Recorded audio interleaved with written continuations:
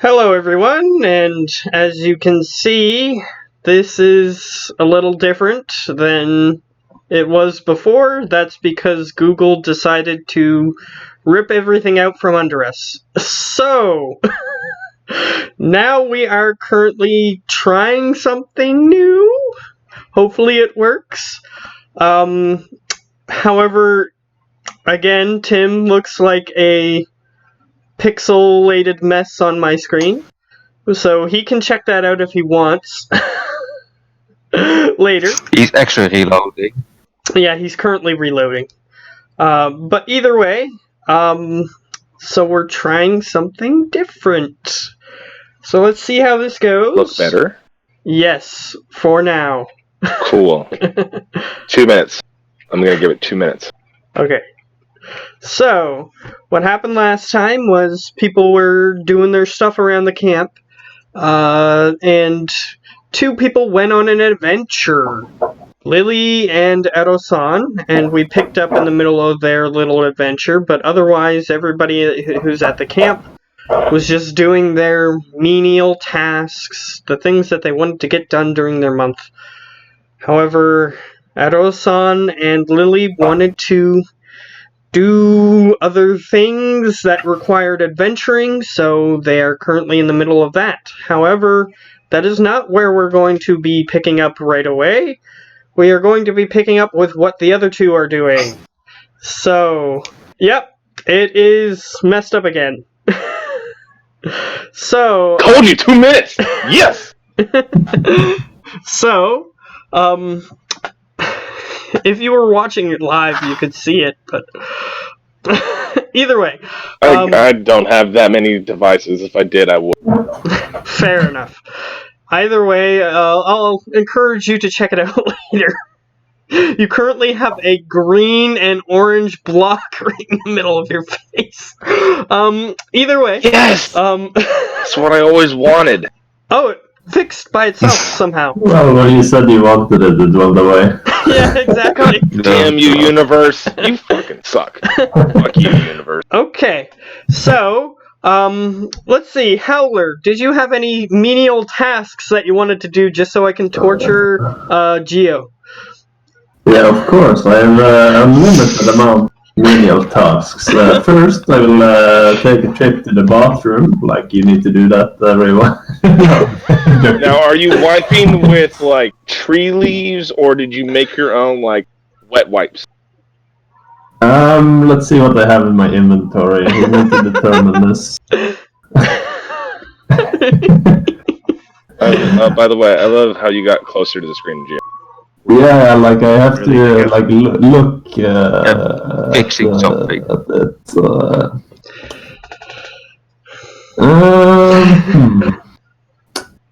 I actually don't find anything good to wipe my ass with in my inventory. So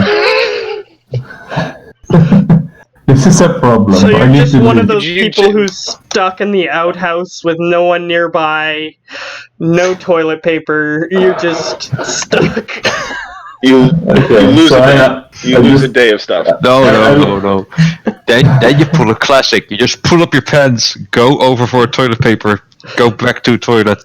I just find the closest where you like, you tighten your ass cheeks so that you don't get any spreadage of anything, and then you just do that funny walk where you kind of like waddle like.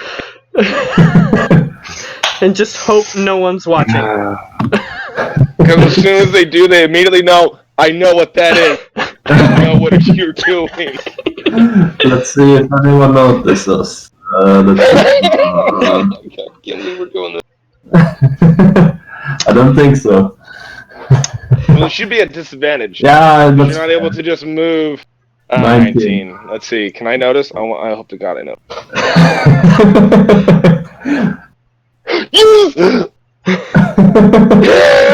So you notice I ran out of toilet paper.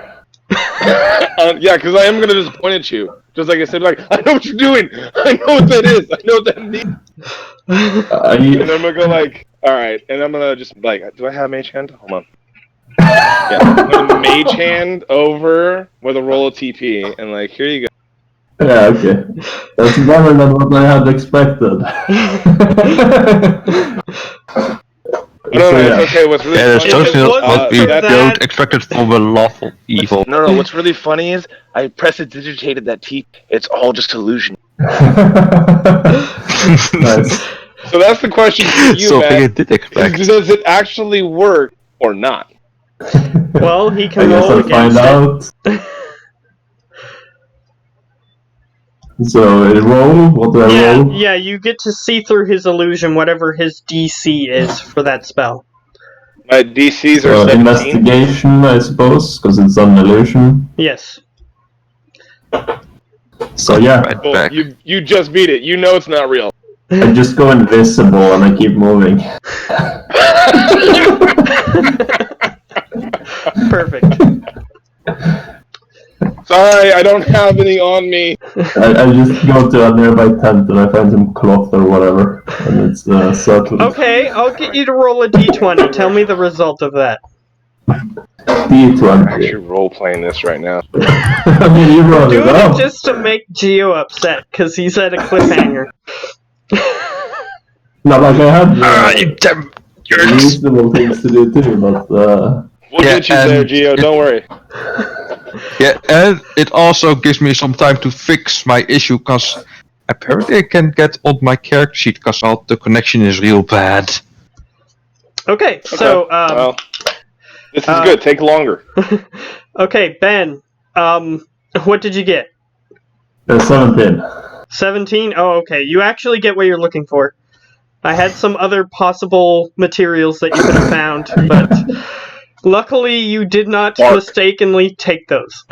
I was gonna go like poison dagger. ivy if he rolled too low, that sort of thing.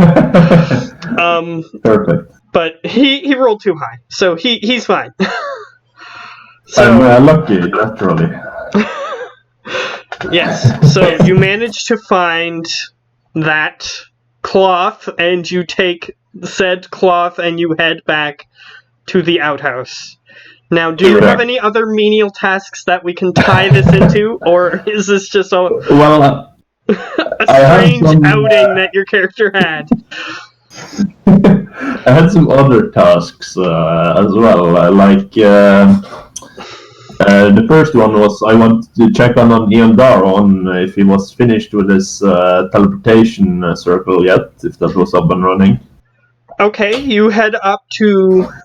You actually remember that there was one that was already built. So you head there because if something's already half built, why waste time? So he's in that area. So he is currently examining the area which he has examined before, and he found out that there were incense burners all the way around the teleportation circle that were supposed to help enhance the magic in the area. However, if the arcane battery is working, you can simply just divert some of that energy, if you want, to the teleportation circle. But if they ever decide to divert the energy off from the teleportation circle and you decide to teleport back, then it won't work. So, he's trying to figure it out, and he may have some possible options, but other than that, Well, for now it works, but we need power on it, basically. yes. So can I I can ask Yandar and get the sigil so I know of it, right? Because I have the Yes, you teleport. know where it is located, and you're able to teleport to it if you have access to the appropriate magic to get to it. Okay. And then I would like to see the. I don't think he's named. If he's named, I don't remember. But like the priest that was in the control room, like the engineer or something like that. Oh yes, he helped you out quite a bit. He's not named currently. Yes. So Mr. Head Engineer, I will find him. Alright, he's just sort of fixing one of the wires that is headed actually towards the teleportation circle, so he's relatively nearby. He's just making sure that the wires are, like, the magical connections are actually working properly, So that way, if you divert magical energy there, there's not just like a leak of magical energy going into the air, which can cause various bad effects if that happens. Yes. Such as So- if you light a match in the area, then it will explode, that sort of thing. So you don't want that to happen. I suppose not. So yeah, he's just making sure that the wires are as good as they should be, or the connections. So he's got like a floor panel open, and there's like this magical conducting metal that's under the floor that he's currently making sure that is in place. So yeah, I will approach him and I will ask him if we have any power left to spare, or we're running low. He goes, well, currently I think we only have one arcane battery operational, so we can run a third of the facility's functioning magically powered implements. All right.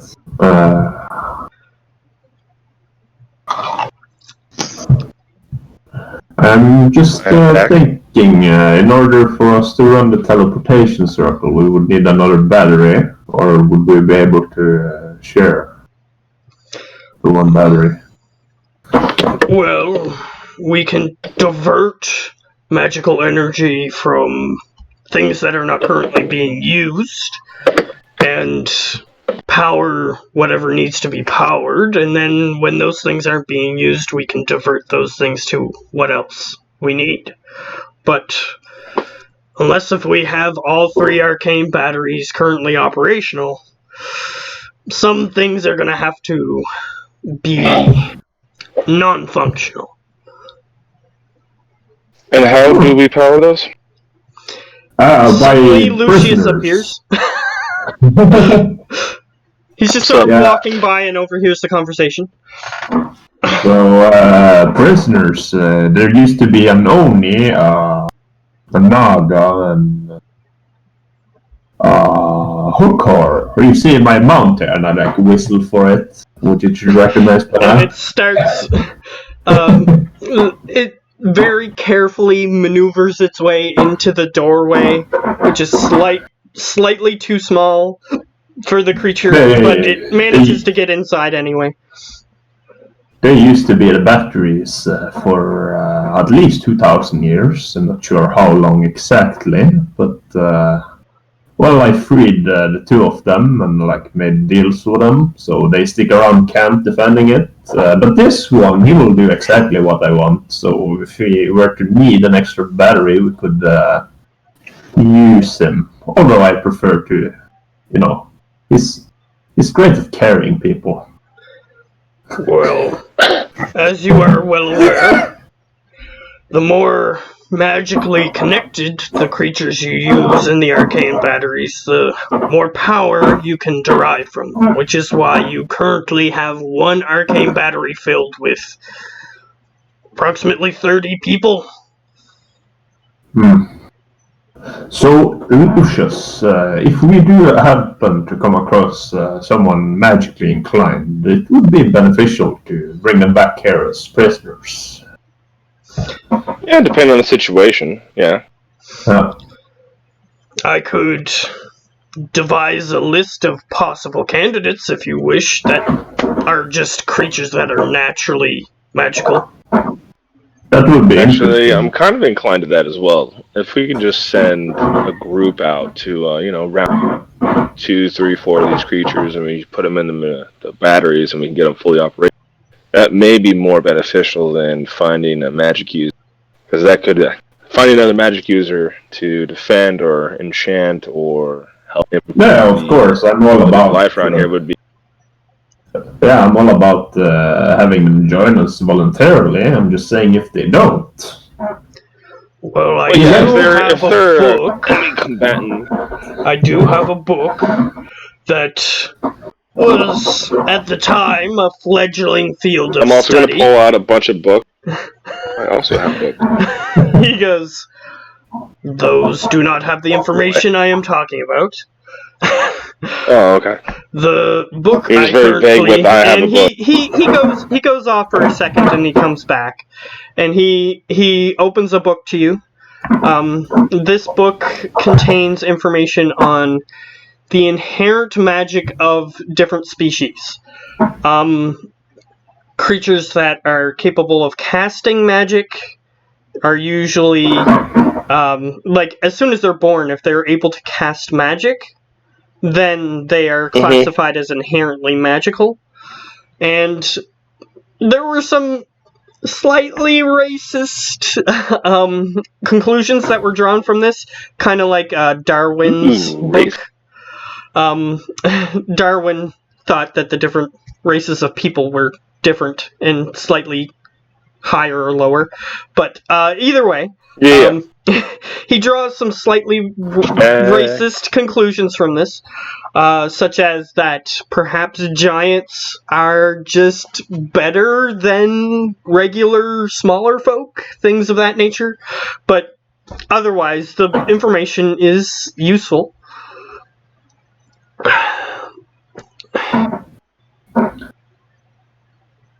I will take the book. I will look at the book. I will study the book, and then I will try to derive. The book is called The Inherent Magical Properties of Species and How This Relates to Superiority.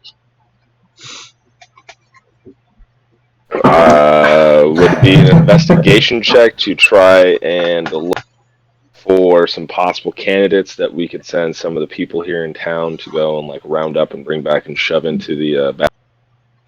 Or is that a thing that we gotta go do? You can look through the book. If you're just quickly looking, yes, you would have to roll. But if you were to read every word of every page, then that would take a long time, but you would get every piece of information that you could possibly want from the book. Right.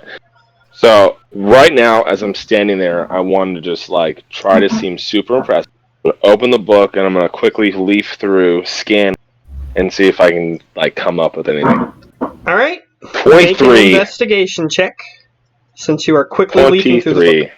23? Alright. Yes! So... I should have come up with at least something.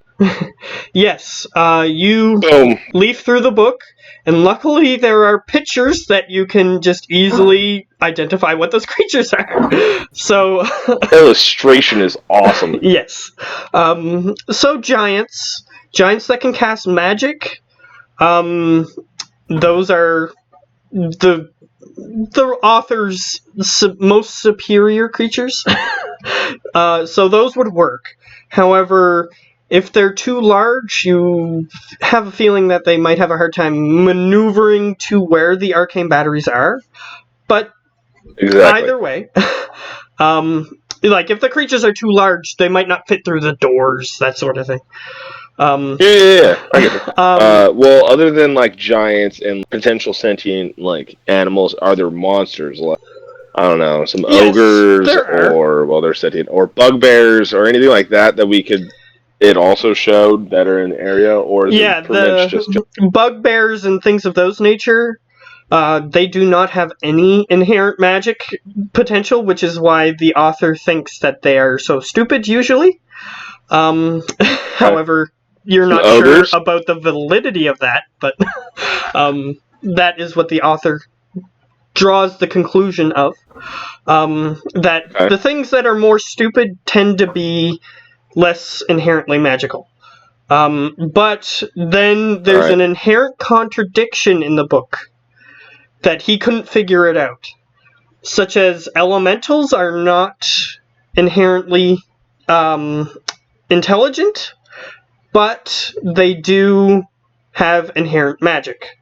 So, we're dumb. Yeah. Sorry. If you summon like a water elemental, it's completely made of magic.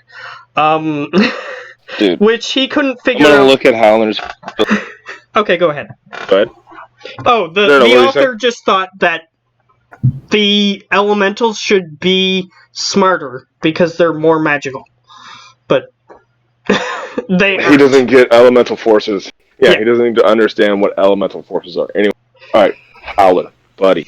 Man, we were looking at this all wrong. We don't got to go anywhere. We need to summon. I'm gonna look at the guy who apparently knows all about the arcane battery. Do you think 2 large wind elementals would work per arcane battery, or just one would? Well, their concentration is much higher. Perhaps those could work. Depends on the size and the... Yeah, I'm talking about a large one. Like an elder elemental. Well... Like, we just summon them directly into the battery, where we already have a ring or a circle of binding. You bind the elemental to the battery. There you go. He thinks for a moment. Perhaps if you used a spell such as Summon Greater Elemental or something of that nature, that could work. Though, from my understanding, those spells last for a limited time. Well, no, that's where you summon them, and then you do the circle of binding, which binds them to that location. So even if the spell of summoning goes away, the binding spell keeps them there. Well, I have no expertise in that area of magic. So. Trust me, don't worry. This is gonna work. Do you have access to that? Or I do not, but I think we know somebody in this town, our tax collector, who just might. And if he doesn't, bye, Gio. If he doesn't have the, you might find something about this at the tower. Exactly. That's where we're going. Yeah. Exactly. Since we're going there, might as well look for as many spells as we can.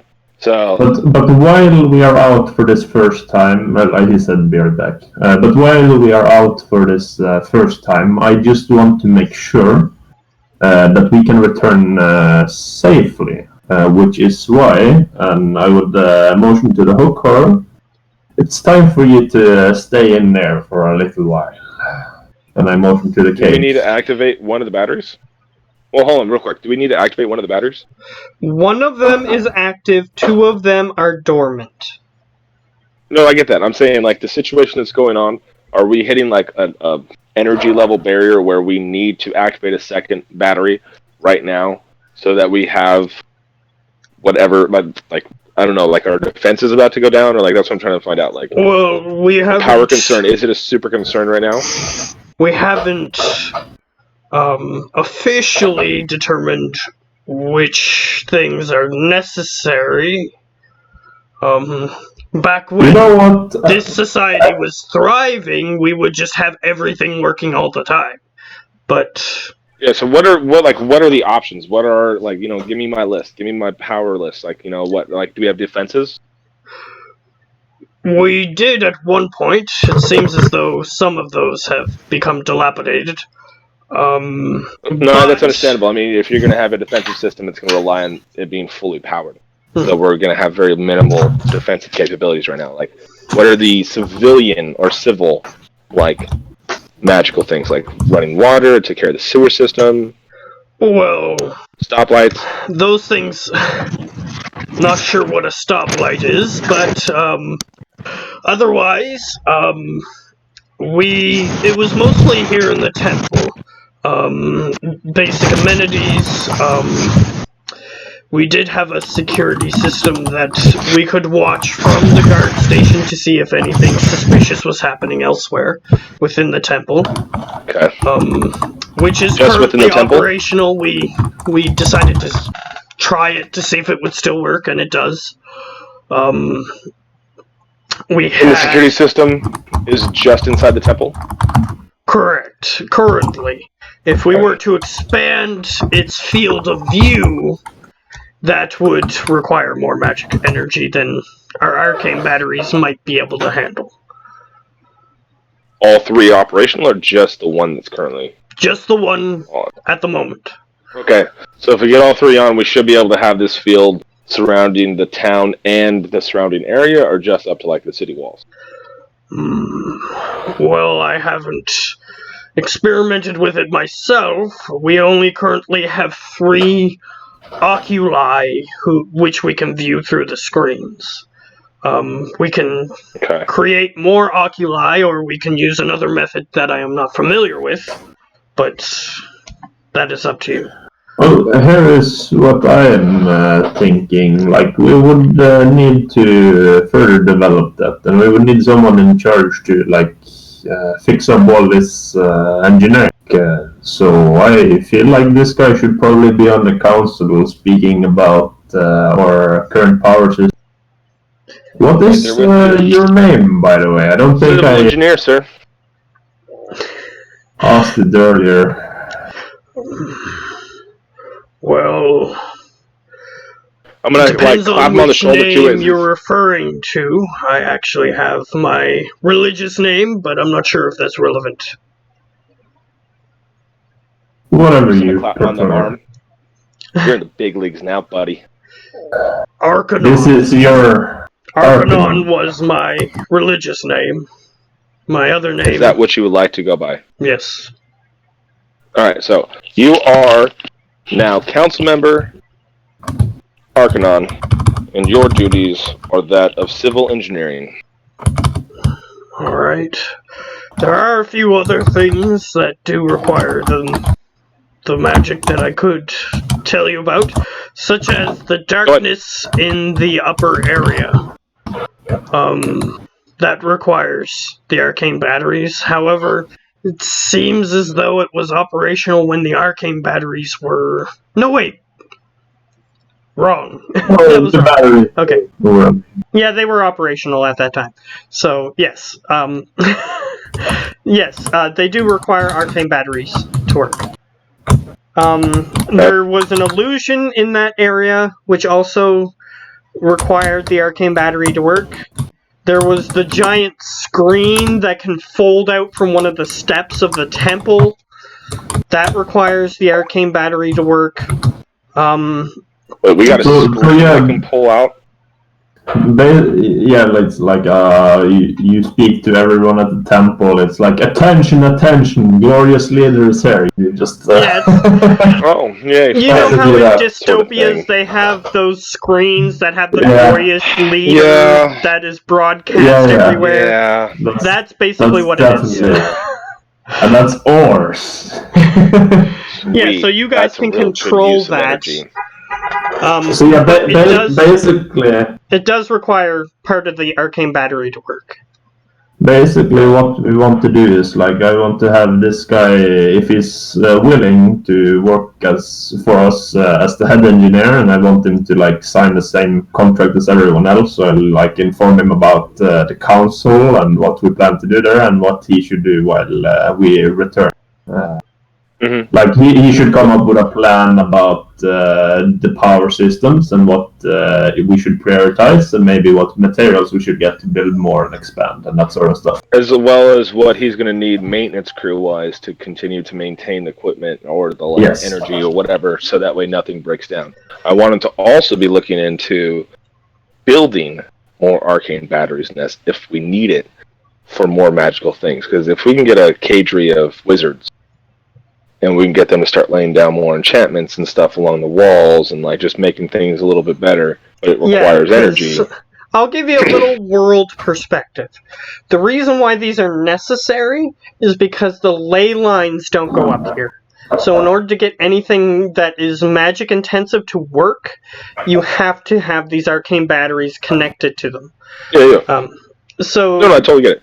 Because where magical ley lines are, there's just magic permeating the air that allows these things to work. Yeah, you just tap into it and make it work. Yeah, here you don't have any of that, so you have to basically bring some batteries in and hook them up for solar power or whatever. I get you. So, and in world terms, this is ancient technology that is basically considered like rudimentary. It's stuff that you would never want to use, which is why everybody evacuated this area. Because this used to be a huge city. The New World Bank is capitalizing on this old technology, and this is their new... Apocalypse, bro. You don't want to be in the main city. You want to be out in the boonies. Yeah, that's where shit is happening. But yeah, the question was if he was interested and accepted and wanted to sign this contract to be. It's the same. Yeah. So he'd be willing to. Yeah, he's not going to have to roll. He's fine with creating another society, so that'll work. He'll do that. I'm gonna go ahead and send a sending spell out to who do we set up to be in charge of the council while we're gone? Did we do that, or did we say they were going to do like a democracy thing? Last I set someone in charge. It was Gare. I don't recall if we did set anyone in charge this time.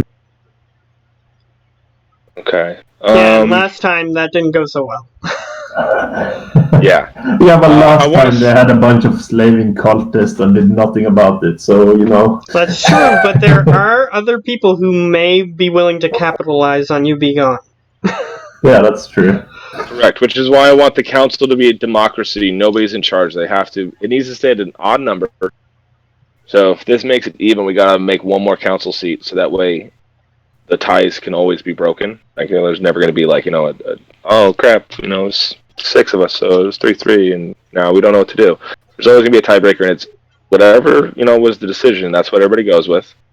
Yeah, so that means Rayford, Indar, Necromancer, Lady Darrett. If the Durgars were up there, I assume they should have some input because there are war allies. Yeah, they have a representative up here, right? Yeah. So that's 4. Then we have Logos, but he's not in this council, so count Logos out. And don't count the tax collector because he's going to go with us when we leave. Okay, so Mistress Aderan. Then we have Rockthrower, but like Rockthrower and Leaf in the Wind shares both, so we basically count on Leaf of the Wind. Yeah. Baston, the Religious Council, Korn, the Outer Walls, Sabo, the Merchant. And then, Lily is probably going with us as well. Yes. Yeah, then it's Arcanon, which is 10, so we have an odd number, unless... Well, we have 10 total, and we're taking... is that counting this guy? Yeah, I think so. Let me double check. 1, 2, 3, 4... So I'm trying to get up to where the... was.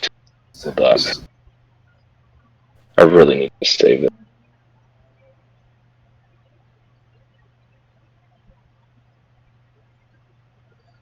Yeah, 10 is 11 counting this guy. Wait, let's see. Arcanon, which is this new guy. Then we have Sabo, he'll still be here. Then we have Korn, Baston. That's 5, right? Yeah. 1. I keep losing track, fuck's sake. Okay, hold on. So, alright. It's going to be this guy, Arcanon, Rayford the Doppelganger, right? Or do we not make him account? No. Rayford is the Spy Master. And so Rayford is our Telemancer. Daro, Necromancer. Lady Darth. Logus. Logus wasn't really a part, like he didn't sign the thingy. Okay. Mistress Adara from the Deep Realms. Mm-hmm. Okay. Leaf of the Wind. Yeah, which Bastion. Bastion. Yeah, Leaf of the Wind. Bastion. Khan.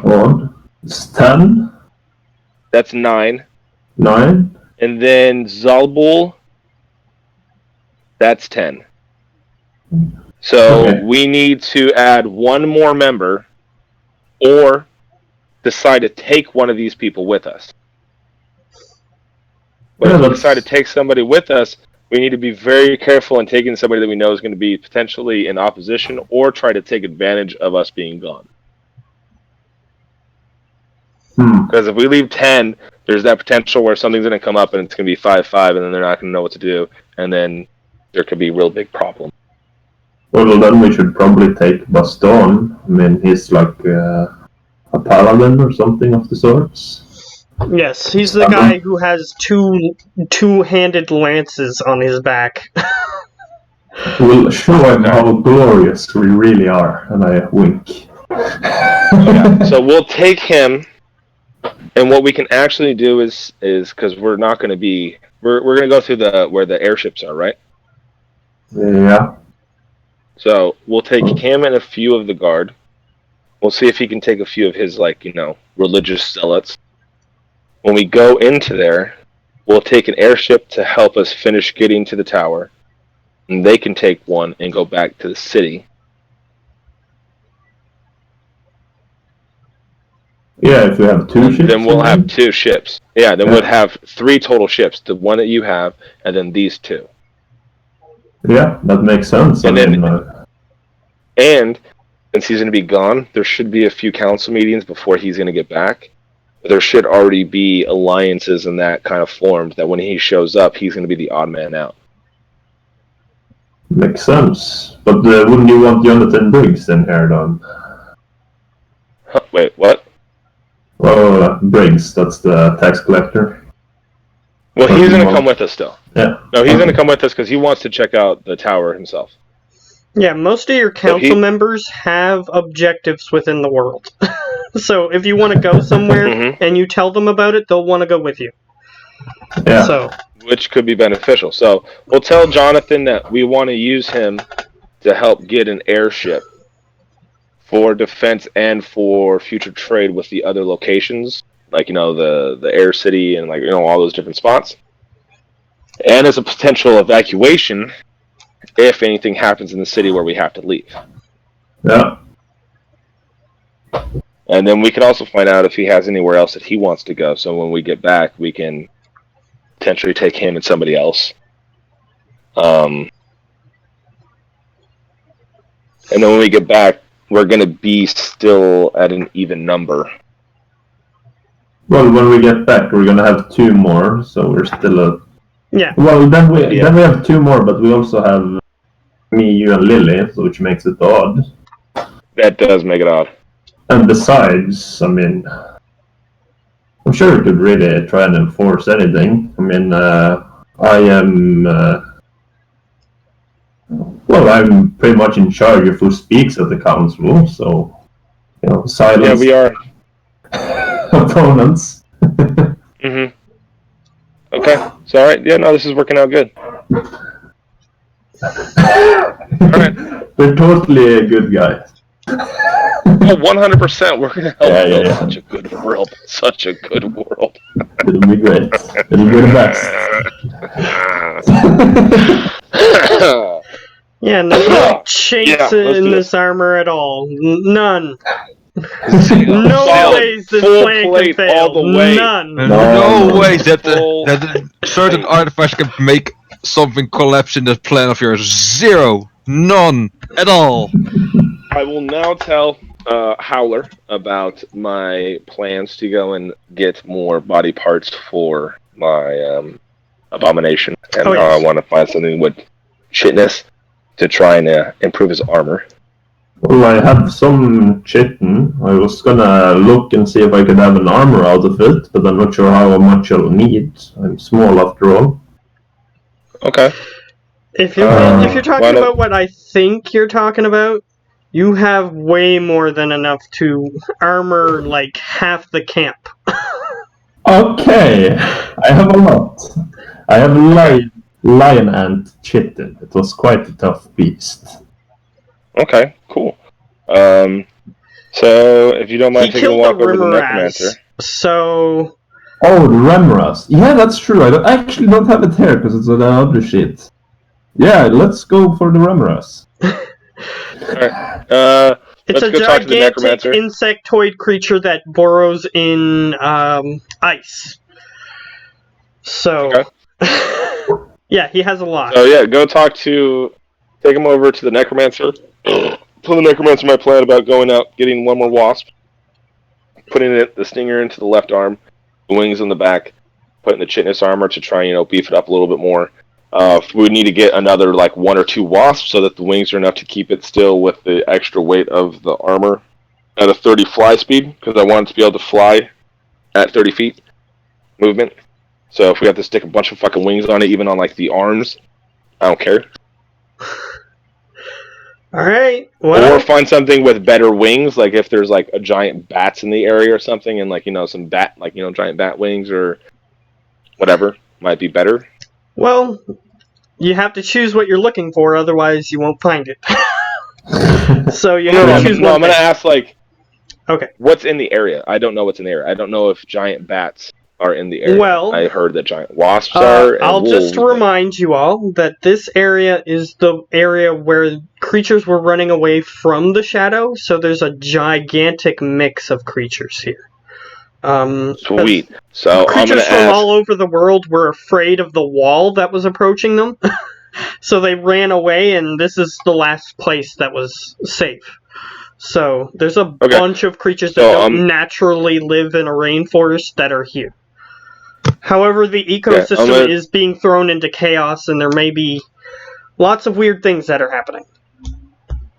Okay, so I'm gonna ask the Necromancer to come with me, if Howler wants to come as well. Well, I think I have other stuff, but I'll give you some Resmeras or Remeras scales if you need them, and I will go to Armory and that he doesn't take. I want to see if I can have them made into armor.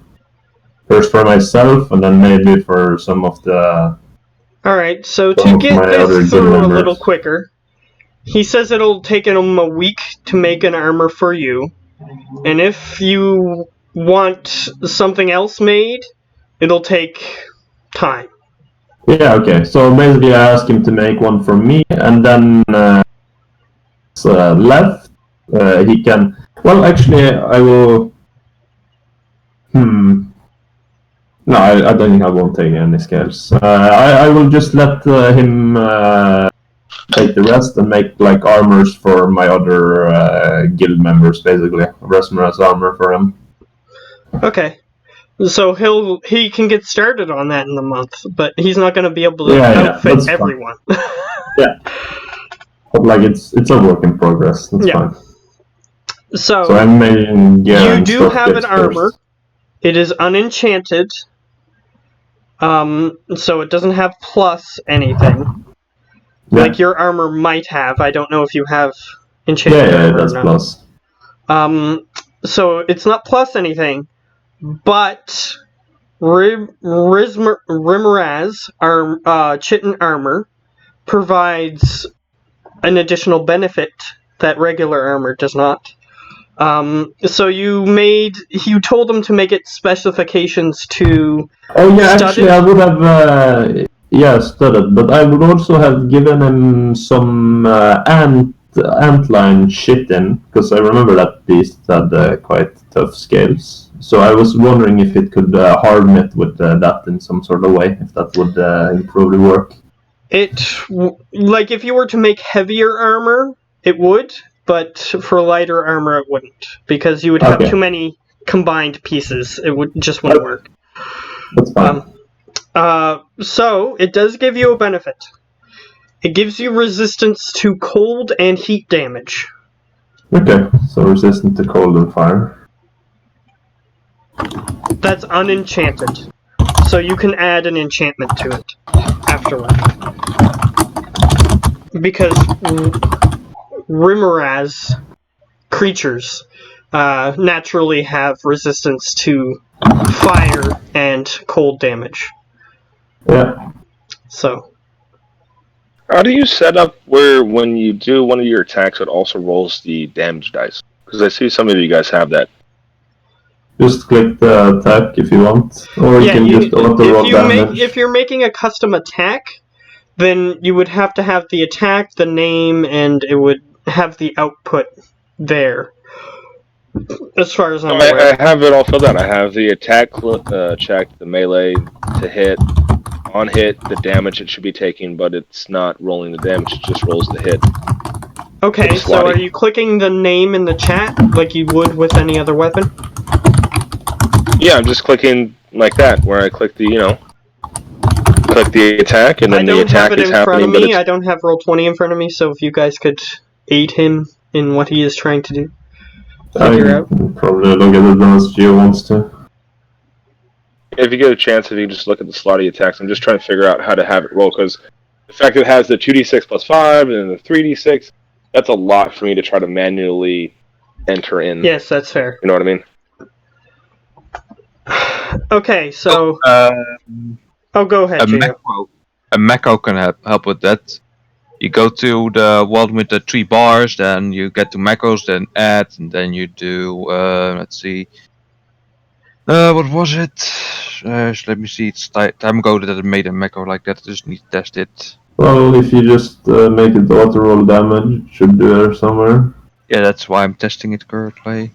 Okay, I'll let you fix it. No, that's not. Yeah, you guys can type in the background about that. So yeah. Just that way. And just remember, I am doing this from a tablet from like the app, so I don't have the full capability. Okay. So, the next thing that you guys said you wanted to do was find creatures to make your abomination slightly more powerful. Well, that's his thing. That's my thing. He went off to go. Technically, that was Howler's thing that you guys were just interacting with. So I was going to switch over to you anyway. So yeah, that's fine. So what are you looking for specifically? Do you have anything in mind? Yeah, well, first I'm going to give him the chitness armor. And be like, alright, so I got this. I want to put this onto the Slotty to increase his armor so he can take more hits. Alright, so first things first, it has an illusion on it, so it might be slightly hard to... Okay, so you take the illusion off. Yeah. Okay. Yeah, so take the necklace off. That's the first thing. The second thing, are you just taking raw chitness armor, or are you attempting to, process it in any way? Well, I'm gonna take the armor pieces that I got from Howler, take it to the necromancer, and be like, this is what I got. What should we do? What should be the process to get this onto him? Alright, so he cradles his metallic chin, and he replies, well, usually you use the raw components. Those are the best way to get the optimal results. If you wish to have armor on your creation, then that is a separate issue, but if you wish for it to have natural abilities, then you would have to attach those in their natural state. So this doesn't work. He looks at them and he says, well, these seem to be unprocessed, so if you wish for it to have natural abilities, then this would work. But if you wish for it to have abilities other than its own, then you would have to process it into armor. So basically what he's saying, you can attach it to its body, and it will have that natural ability, or you can make armor out of it. And then put the armor on the creature. So there's two different things you can do. Right, if we just take this and incorporate it in, this is a little meta, but would it increase its natural armor from, because it already has natural armor, from 15 to like 17 or 18? That's what I'm like trying to shoot for, is get it to have, make it harder to it would increase its armor, and it would gain resistance to heat and cold damage. Okay, so then well, it already has damage resistance to acid, cold, fire, lightning, and thunder. Okay, so then it wouldn't gain that, because it doesn't gain anything additional, because it already gets that. Right. So yeah, let's put the armor on, and then I'm going to tell him, like, should we put the armor on now, or we need to go get stronger wings since he's going to be heavier, and I want to go out and find something with, like, a large wingspan, something like a large bat, or even if there's a wyvern in the area. Okay, so he's going to describe a process that is important to your character, but not necessarily important in mechanics. So I'm just going to tell you what the thing is. If you attach the wings before you attach the chitin, you will have to make holes in the chitin for the wings to come out, which means that the wings will be a weakness. But if they aim in where the wings are, then there's a hole in the armor and they'll be able to pierce through. So that I'll have a random roll to determine whether or not the wings get pierced, and then it will do extra damage. But if you attach them on the outside, the wings can be detached and the body will still be fine. So, but the fact that you already have wings attached may be a problem. Okay. So we need to take the wings off that it already has. Put the armor on.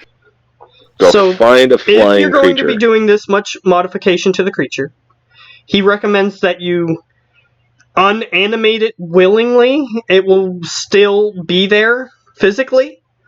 But when you're going to be doing those modifications, you will have to have the creature dormant. Because if you start removing parts, it will hurt the creature. No, I totally understand. Dispel it. Put it down. We'll make the changes. Kick them back on. Get that? Yeah. Totally there. Basically, it's like if you had Frankenstein's monster and you started, while it was alive, ripping its arm off and everything. It's not going to be a good situation. Yeah. Totally understand. So let's go ahead and disenchant him or turn off the spell. We'll take the wings off. Let's put the chitin on him. We'll throw those back on just so he has maybe a chance to. Well, no, with the armor, he'd probably be dropping to a 5 fly speed, right? Barely hovering over the ground. Yeah, he'd be. All right, so we'll just dump the wings. Yeah, we'll just dump the wings entirely right now. Put the armor on, and then let's go out, find a wasp, get its stinger, and then we'll go find. Like I said, I want to talk to the hunters that have been going out. Is there, based on its size, would a large bat work to have the wingspan and power to pull it up and away, or what other creatures are in the area? Yeah, I get what you mean. So what that's going to require is an investigation check to see if you can get the proper information out of the hunters that you're looking for. All right. Oh, that was bad. All right, what's the result? 7. All right, 7. So, you go talk to the hunters. They say that they've seen weird creatures. They don't know what would be required because they just hunt the creatures. They're not aerospace engineers. They don't know how lift and drag work. So they're not sure what kind of wings you would need to lift such a creature that you're describing. I'm assuming that you're not walking up and showing them what it looks like. So you're describing a creature to them. They don't know what it would require to lift such a creature. But they're not entirely sure what kind of... if you gave them more specifics, maybe they would be able to tell you if they've seen something like that or not, but otherwise, you're not getting much from them. Okay. I will then just ask them where they have seen creatures with large wings. Alright. I mean, I'm talking out to 10, 15 feet. Okay. Potentially. One of them points you into the camp. There is a sphinx that lives in the camp that has wings. No. Not like that. I'm out there, guys. Out there. They understand where you're coming from now. And there's some flying creatures that they've seen, but they've mostly avoided. They don't know what it is because they haven't gotten close enough to it. But they can give you a general area to search. Which then I'll give you survival rolls in that area once you get there. I'll ask one or two of them to be act as guide, and then see if the necromancer will go out, pop back the abomination, and then go out to hunt. Alright, so your abomination is no longer able to fly because you removed the wings, and it has slightly more... it has 2 extra... armor points. That's 17 now? Yeah. Alright.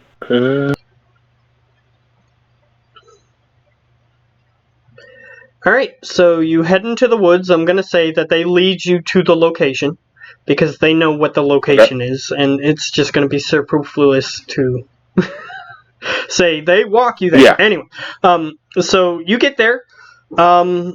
and they are hesitant to continue, but you are in the general area. Okay. So they on remain the way, behind. were we able The to? necromancer is following you because he's interested in what you're trying to do. On the way, were we able to run across a giant wall? I'll get you to make a survival check. See if you see anything while you're Right. headed there. Can my guides also? Well, I don't know if the 17's gonna make it, but if they don't, I would also ask the guys to be keeping an eye out. Okay. You can roll again because they're helping you. 17 was the highest. Okay. So, you do see that there appears to be the beginnings of another wasp nest being built, but you're not entirely sure. You see, like, a very small, comparative to giant wasps, it's a very small mound on the ground that is currently being built up. It's like the size of a small house, but they're giant wasps, so it's big, but it's small for that. You're not sure if there are wasps inside. You're not close enough to it yet. But you can approach the nest if you want, but you don't have to. You can just continue to the area where they want to lead you. No, I'm going to tell them that I need to get something from that. I'm going to send one of the hunters my are hands. too skittish to get close to it because they don't want to get No, I'm going to tell them. injured. Oh, yeah, no, I'm going to tell them. I want you to stay here. I want you to stay here on the path. Okay. Don't move. If you see them coming, like if you see wasps coming from an angle behind us, move towards me and the necromancer. We will keep you protected. And just, I totally understand. Stay back here. I need to check something out. And then I'm going to send one of the hands up and into the wasp nest and look inside to see if there's any wasps there. Okay. So since you have your little servant hands with the eyes on them? Mm-hmm. Okay. So if you have little I have servant those hands, two, and then I still have to make the little creature, but it's basically a small flying one that has a stinger and like the scorpion claws. Okay. Well, yeah, you don't have the parts for that yet, so okay. We'll get to that that's going to be the third slot. Yeah. Yeah. Okay. So one of your little spy hands, you can view through their eyes, kind of like a familiar. So it crawls inside. Actually, before that, there are 3 exposed holes that you can see. There's one on the very top, and 2 on the left and right sides. Check the top, and then go to one side to the other. Okay, so it climbs up onto the top. Do you want it to go in, or do you just want it to look inside? Well, I want to look through its eyes, look down.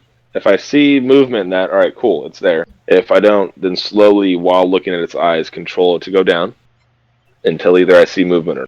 All right, and since this I'd is rather not lose a hand. Since this is a creature that you're just looking through it, I'm going to let you roll with your own perception. All right. 9. All right. You see movement in the top one, but you don't know what it is. Slowly go down. All right. It starts slowly. It can crawl along walls, kind of like it has spider climb. So it can crawl along the side of a sheer wall, and it crawls down. And I'll go down about 5 feet. Okay, it goes down 5 feet. It's still quite dark. You see the movement still. It seems like it's undulating, whatever it is. Since I am using my eyesight, would I still get dark vision through the eyes? Oh yes, I forgot. You're a tiefling. So yes, yeah. You can see it.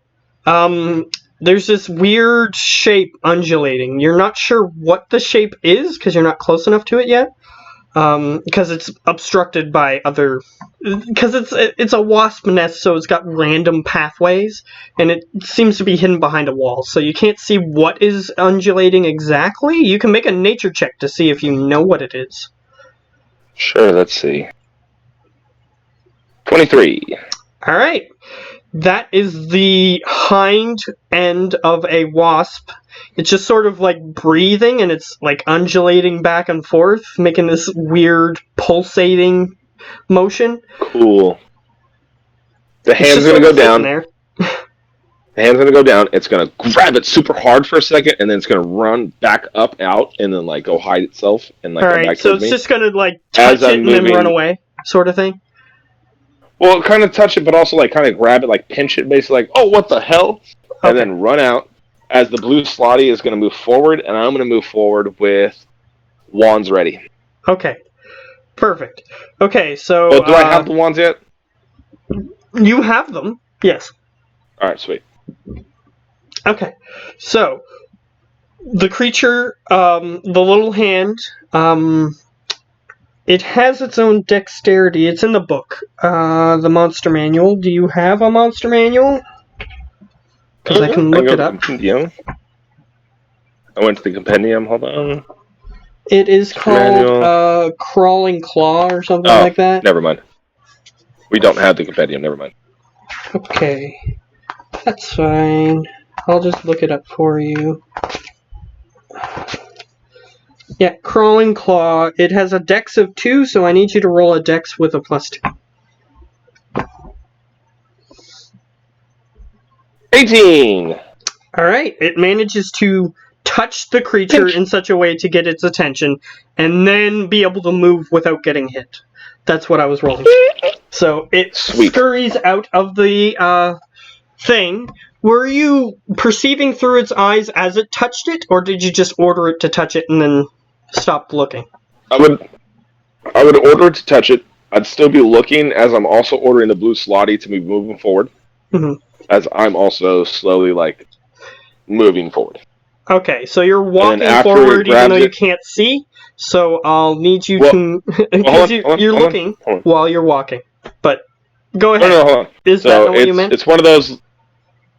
It's one of those like, all right. So it's gonna grab it. I'm gonna make sure that it's ran up and out of the like tunnel, Mhm. and then stop looking.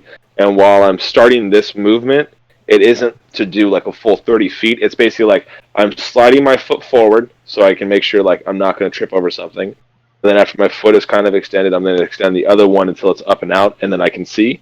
And then I'm gonna safely move Okay, forward. okay, that's fine. Okay. As Because I also want to get some creature's distance eyes, between me and the blue slotty. Yeah, I understood that part. Okay. So as you're looking through the creature's eyes, you notice that this creature is slightly larger than the other ones that you encountered. And it runs back up. Queen! And you see, as you go back into your character's eyes, you see the creature crawling out, and it peeks its head out, and its head is quite large. Lightning bolt. It's pretty much as big as a like a horse's head, except it's like a Sweet. big bee. Okay, go ahead. Lightning bolt. Right to its head. So, the ones... Because I basically make a spell attack against it, right? Mhm. Yep.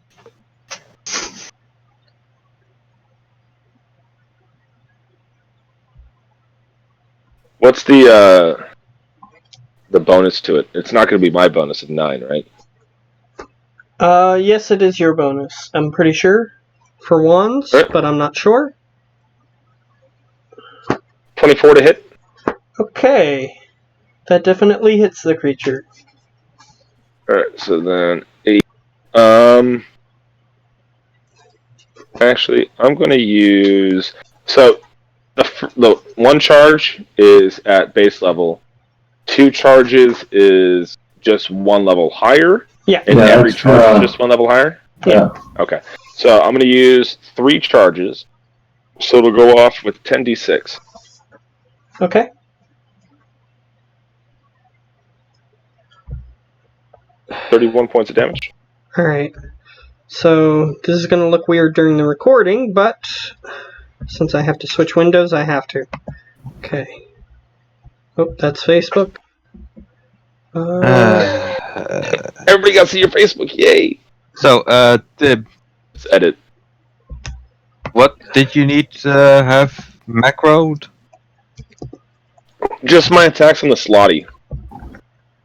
I was trying to have it set up so that way when I rolled his 3 attacks, it would, Oh, Slutty. Where is the Slutty? Is that in your character sheet? No, that's That's underneath a monster. the undead and monster manual. Monster Manual, Undead. Which one is it? The blue slotty abomination. Ah, there we go. What do you need to have? Well, 2d6. right now I just had to change it out because I technically haven't gotten that wasp in yet to the left. The right has where it does the regular slotty claw attack plus the damage from the wasp stinger and the right arm. It has the wolf bite and the slotty bite. Oh, see, then it I just see has- the wasp sting, wolf bite, and claw. Right. So I just every time, like I said, when I click it like right now, it just does the attack. It doesn't roll the damage. Oh, I exactly know where you need to be for that. Let me see, where is that? Okay. So Alright. the So, creature boom, hit him. The creature has the And if I chance to can- dodge, doesn't it? Or is this different? Well, I think with wands, it's a spell attack to hit it. Right? No, You it's basically the are same pointing and attacking. spell. No, it's the same spell, so it's a dex save. You basically cast a spell through the wand. Oh, okay. Did? I think I just fixed it for you. If it was a spell attack, it would be also like you could crit. Thank you very much, sir. Okay. Alright, so. And if it's going off of mine, then it's going to be a 17. PC. That 17 dex save. Which, if it's stuck inside of a tunnel going out, I would think it'd be disadvantage. Right? 'Cause it's kind of pinned inside of... It rolled an 11, so it doesn't matter. No, it doesn't. Alright, cool. So it takes 31 points of damage, and then I'm going to, if possible, because I don't know if you're able to with wands, dual, like, use your main hand and your offhand, I would try to swing out with a fireball, too. Alright. Yeah, you guys are gonna get to see some behind the scenes stuff this time, but that's alright. I'll try to fix it for next time, but... Do you have a tablet or something? I mean, we're not. Because if you do, you can always just have Roll20 on a separate screen, a separate device, and do all your GMing stuff that you have to through that. Yeah, maybe. I'll look into it for next time. Doesn't matter for this time either way. So, Am I able to do that? Am I able to swing out with the fireball too? It takes your action to use yeah, it the takes wand, your so action to that's cast the lightning bolt. words. Through the wand? Yeah. It's basically the exact same as you casting lightning bolt. It's just you don't use the spell slot. Yeah, No, you yeah, don't I use just any didn't spell know slots if if you it- do it that way. I just didn't know if, because it's, in one hand, if you can, you're doing a melee attack where you can do your main hand. I mean, you could technically have use your bonus action, but that would be a bonus. Yeah, it would have to If be I a spell can, that would use your bonus, unfortunately. You can't Oh, use alright, two... Just like you can't use two main hand weapons at once. It just doesn't work. Unless if you have, a feat or something. I get you. Alright, so hit him with the lightning bolt as it was coming out. Sending the blue slotty in to try and engage it. I don't know if, since I had him charging right away, if he's close enough to So since engage. this is soft initiative, the creature, your blue slatty abomination, attempts to get close enough to it. However, your blue slatty only has melee attacks. So it tries to get close, but it can't fly, so it has to climb up the side of the nest, which it doesn't Right. succeed in getting to the top before the wasp can go. Before he can get out. Alright. So what the wasp does is it just goes... and then just ducks its head back in the nest. And you hear a bunch of movement inside the nest. Okay. Have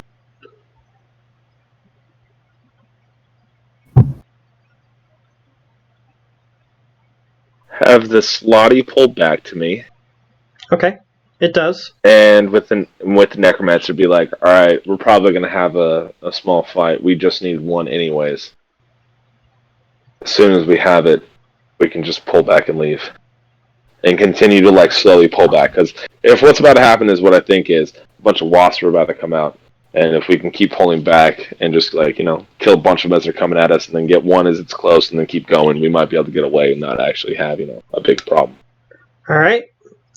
Since Especially you since rolled this so is a new high on nest. your nature check, since this is actually the queen that you are attacking, the stratagem of these creatures, the reason why they survive as long as they do, is because they're going to summon their warrior wasps. They're not going to summon the regular ones, like the drones or anything. They're going to summon the warriors, and they're going to hide in the nest. So if you want to get to the queen, you'll have to go in the nest. But if you don't want the queen anymore, then the queen is just going to stay in the nest. And I'm just looking to get one more stinger to stick in his left arm. That's it. I don't give a shit about anything else. Okay. So, the warriors are going to come out now. If you're that's what I'm saying. If we start to pull back, that's what I'm saying. So if we start to pull back, they're going to come out and they're going to come at us. But if we keep her slowly pulling back and away from them, their goal is to protect the queen. If we can kill one of them or two of them and get far enough away, the rest of them are just going to fuck off at a certain point and be like, no, we are supposed to protect the queen, and they're going to go back, and then we can recover the body, get the stinger, and be gone. Okay, I see what your strategy is. Okay, so that's not what I want. Because with the nature check, I want to make sure that would work, right? Like my guy would be on that thought process of like, okay, they're really here to protect her. If we can get far enough away, they're no longer going to be concerned with us because there's other threats out there in the forest. Yeah, you can think that it's fine for your character to think whatever they wish to think. So I'll let that happen. Based on the information they have. So I'll let that go. And so you see about 6. It's a small nest, so 6 creatures appear from the nest. Are we still in soft initiative? Yes. Because I'd be throwing a fireball right now. They're coming out, so it's still technically part of their turn. Okay. So they come out because they're trying to perceive something. So just give me a second. They don't see you. You're too far away. So they're just buzzing around, looking for something that they can't see. Fireball. Alright, you cast Fireball directed at what? They're decently spaced out. You might be able to hit max 2 at once. Do that. Okay. Roll your damage, because either way it does damage, but they get a chance to dodge. I'm also using 3 charges again, so casting it with 10d6, 34 damage. Alright, they rolled a 9. Sweet, full damage, 34. Boom. Alright, so the queen is not included in this damage, so I just because they're opened too far another up, right? calculator. Yeah. Because she's hidden in the nest, whereas the warriors are outside the nest moving forward. Okay. So it was how much? 34? 34. Okay, perfect. They're still up and going? Okay, so those ones notice you because you hit them. The other ones do not, however. Alright. Continue to pull back. Alright, you pull back. Let's see. Flight speed. They can fly faster than you can run away. So they will eventually catch up to you. That's okay. Because if it's just those two, we're going to kill them, hopefully, before they get to. Because I'm also going to be like, hey, Necromancer, go ahead and get involved in this. Alright, fine. they are 20 feet away from you. And you do remember I do move 45 if necessary. Yes, they can move 50. And I rolled that Bitches. d6 to see how close they were to you when they spotted you. So Okay. they're 20 feet away. So, alright. The necromancer can't move as fast as you, so if you want to just throw him in the fire. I'm not going to just abandon them. No, I'm not going to just abandon them. I am going to swing out. They're 20 Okay. feet. I'm going to aim 10 feet behind them and shoot a fireball to go off. Alright, so you're going to shoot a fireball at them again? Yep. They are within range of each other because they stayed the same distance. They're just trying to get to you as fast as possible. So I get you. And I'm just using the regular one charge, so... Alright. Okay, let's see. Yep. So those ones are down on the ground burning. Okay. Precipitation, put it out, and then recover the stinger. Alright, so you now have a... Are you just getting one or two? Because there's two of them. No, I know there's two, but I already have one in the right arm, so unless this does like 4d6 instead of 3d6, I'll just get the one, put it in the left arm, and that's all we're looking for. Okay, so the necromancer's going to grab the other one. Perhaps he has uses Yeah, if for you it. want, bro, I don't care. Yeah, I He's don't care. grabbing It's just the one of those whole- like He's grabbing the whole insect. He's not like just grabbing the stinger. He's grabbing the whole thing. I don't give a shit. Go for it, bro. Do you? Alright. So you guys can I'm just gonna leave. take The the other claw. ones, let's see if they perceive you.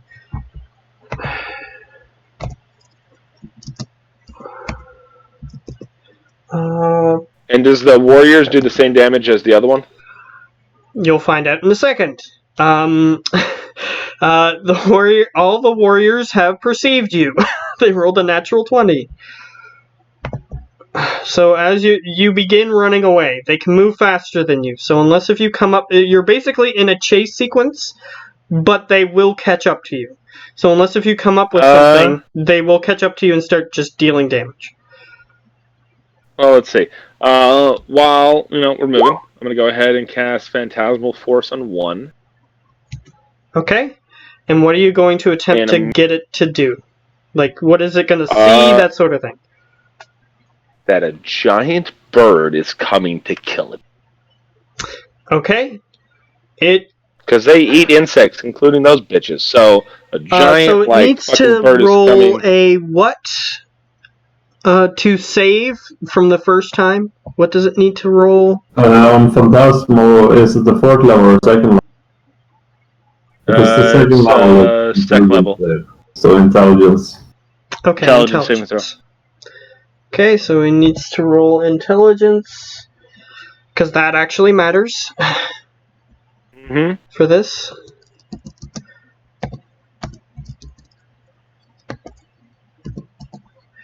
Alright, it got a 1.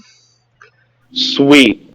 So that should does go away. It have to be afraid of the creature, or can it...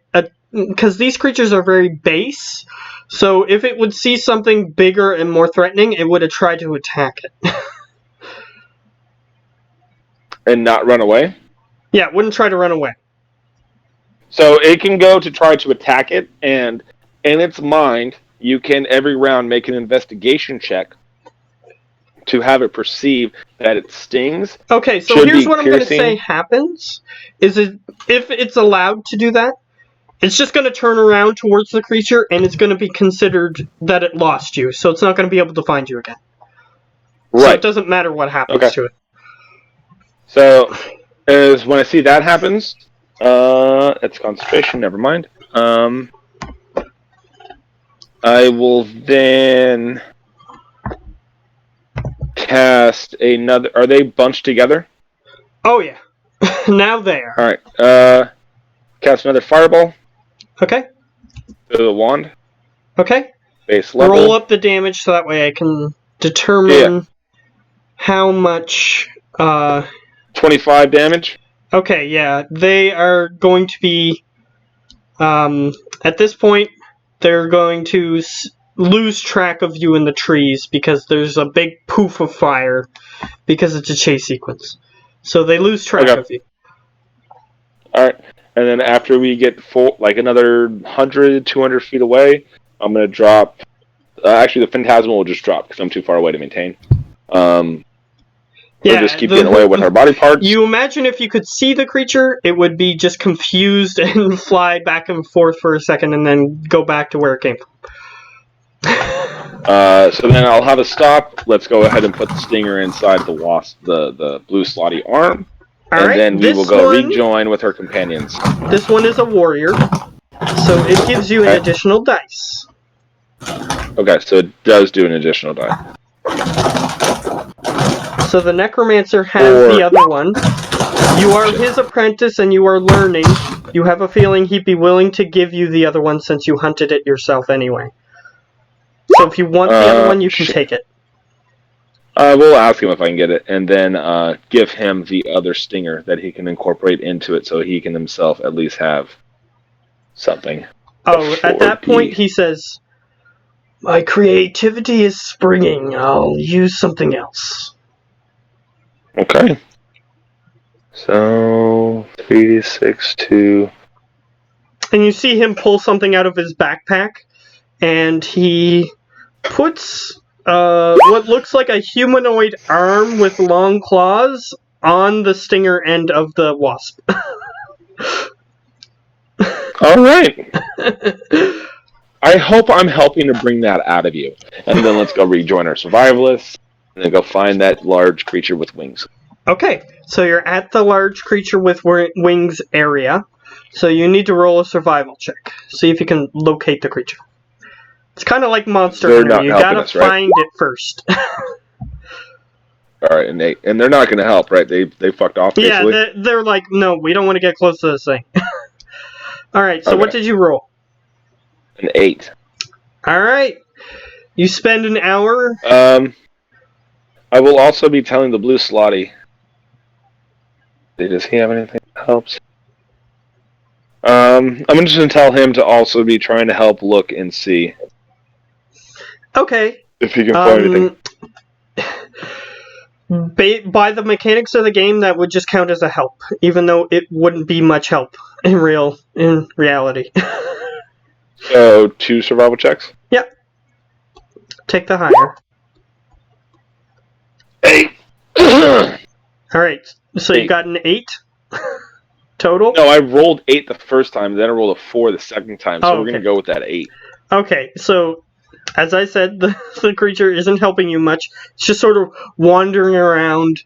It isn't sure how to tell you things. It's not that intelligent. So it's just sort of wandering around. And you're spending more of your time chasing after your abomination rather than finding the creature. So you waste an hour. Alright.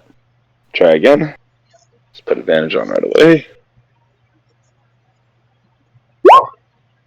Cool, 2 5s. Fuck this game.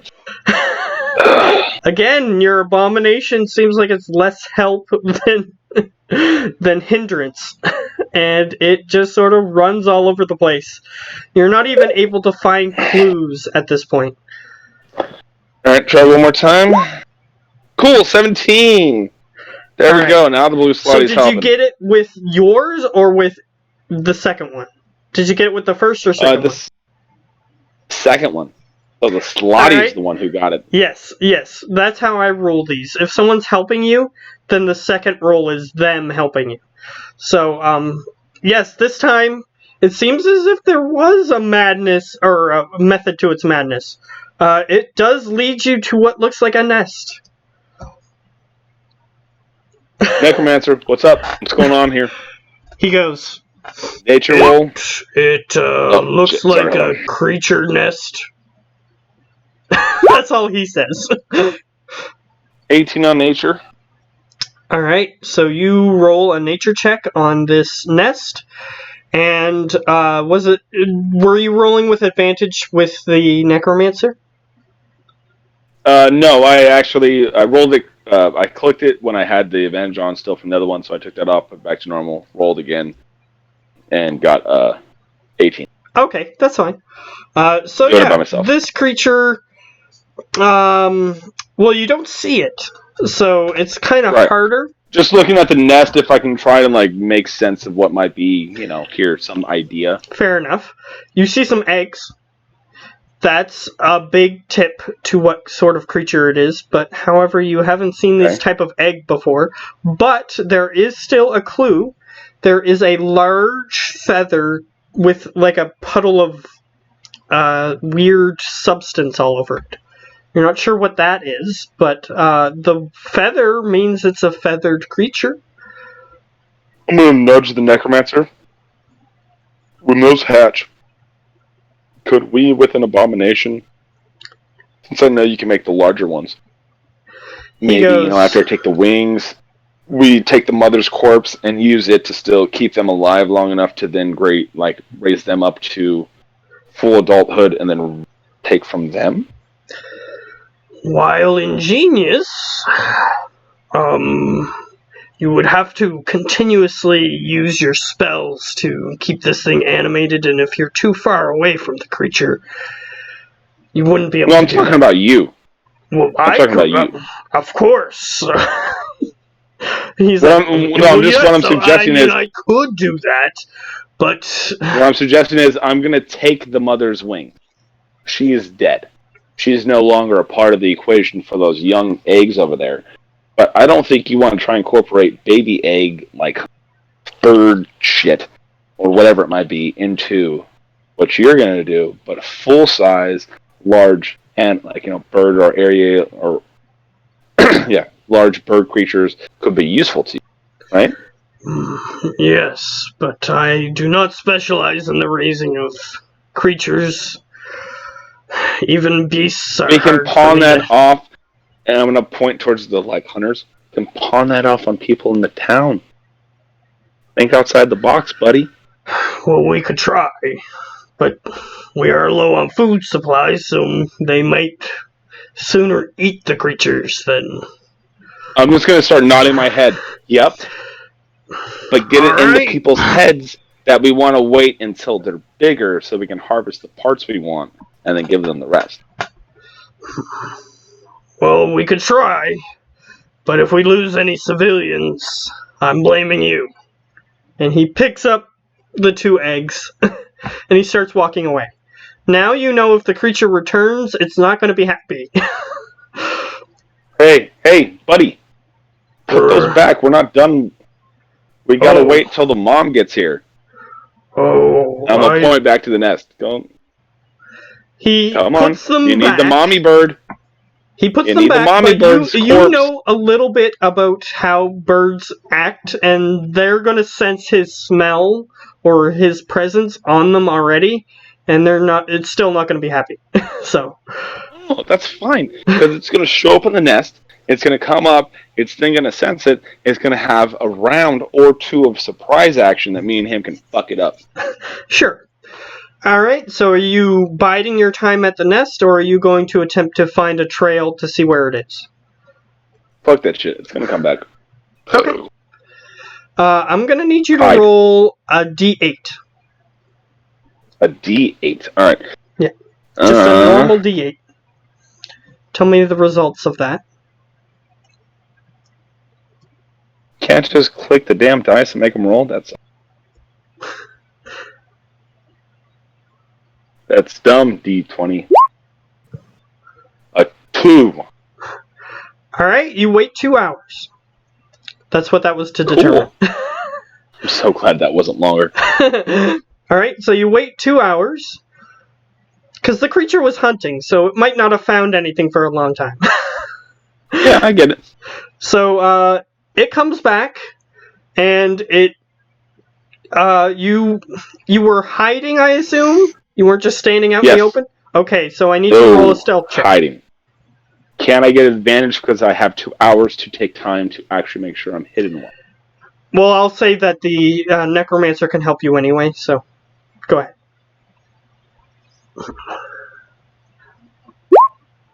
21! 21? Yes, sir. Alright. it's going to attempt to perceive you. Let me pull up some stats here that would be appropriate. And I will. I promise it'll be just a minute. I'll be right back. Okay. It's going to take me a second to find this anyway.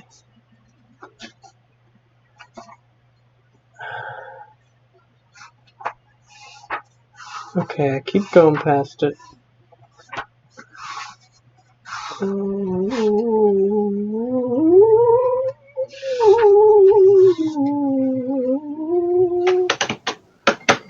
Okay, that one...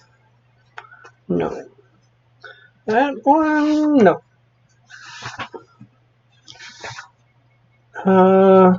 Okay, here we are. Okay, perfect. No, that would be perhaps a little too much. Let me go back to one of those other ones I had there.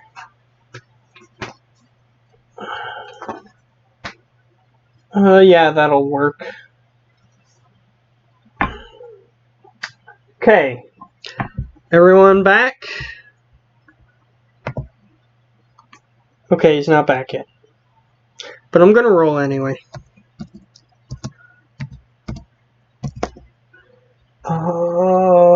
Plus...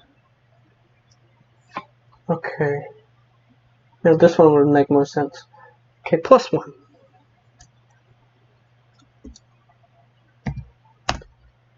Yeah. Okay. We're waiting for him to come back.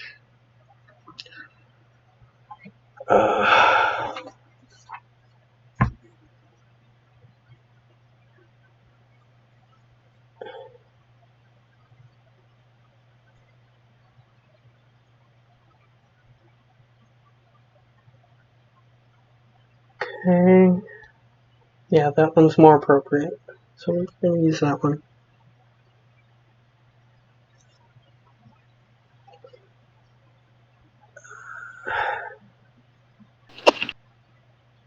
Alright, back. Alright. So, the creature doesn't see you. Luckily. Cool. So, you see the creature land down on the ground. You'll remember that the eggs were green in color. And now it is obvious why. This creature has about... it's considered a large creature. Okay. And it looks like a very unappealing looking bird. And it is covered in some sort of slime. As this creature lands down, it has what appears to be some sort of creature that is half ripped apart. I'm not entirely sure from this distance. And it lands in the nest, and it just sort of throws one half of the creature with one of its talons, lands its foot on the ground, throws the other half, and puts its foot down. It just looks like a really unappealing brownish colored bird with green gunk all over its wings. And it's just sort of looking at the nest. It walks closer towards the eggs. You can attempt to do something if you wish, but it will do I want to wait soon. for that moment. Okay. I want to wait for the exact moment where it's like, smell them, what? And then smack it. Okay, so it bends down and it starts like hitting the egg, tapping the eggs with its beak. So you assume that it's now perceiving something. Bam. All right, go ahead. What are you attempting to 17. do? Lightning bolt. Okay. Doing 10d6. Where is its dex? Okay.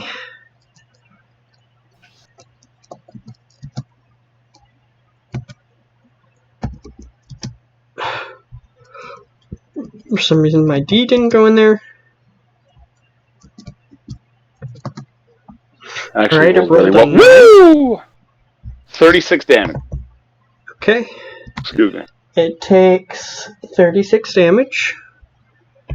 Okay. I'm gonna holster the lightning bolt wand. I only have one charge. Okay. And my character does know if I burn the last charge, there's a chance that the wand goes away forever. That is true. And I'm not gonna do that. So wand's holstered. I still have the firebolt out, or Okay. fireball wand. It is still standing, and it is not impressed. And since you attacked it, it automatically knows where you are. So. Right. Actually, no, I'm unless gonna if you had holster the anything fireball else you as well. wanted to do on your turn, it will act next. Because the necromancer is letting you. He'll try to save your life if you're going to get killed, but he's trying to let you do the gathering. So. Well, I don't know if the blue slotty could have been in a position that it also could have been like stealth, and after I hit it with the lightning bolt, it runs in, jumps on its back, and starts attacking. Because I would have tried to coordinate my sneak attack, with it. Let me roll something. Especially since I control it with my mind.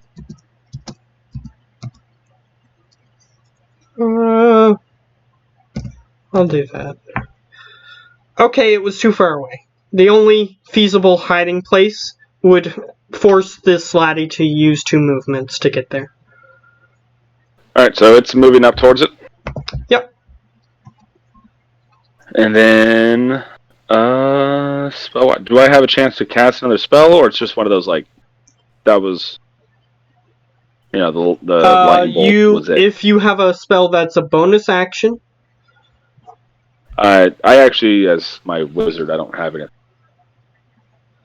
Alright, well, if you do not have a bonus action spell, unfortunately, you can only do 1 action per turn. Well, I do have 1, but I can't use it right now, because I have to have attacked by it. Okay, that's fine. So, the creature turns around, and it flies towards you. Unfortunately, your hiding place is close enough for it to reach, because it can move 60 feet. Okay, so it is going to attempt to grab you. So it is a contested strength versus strength or acrobatics. Athletics or acrobatics. So. Try acrobatics. I got a 5.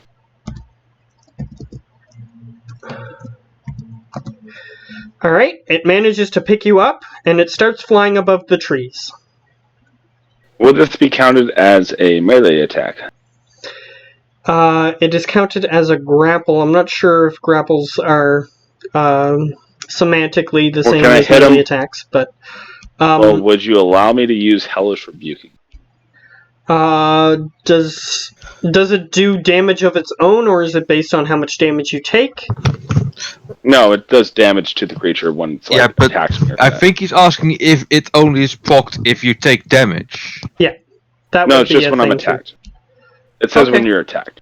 Okay. I'll allow it then, because it is technically being aggressive towards you, and it is coming into physical contact, so I'll count it. At least this round.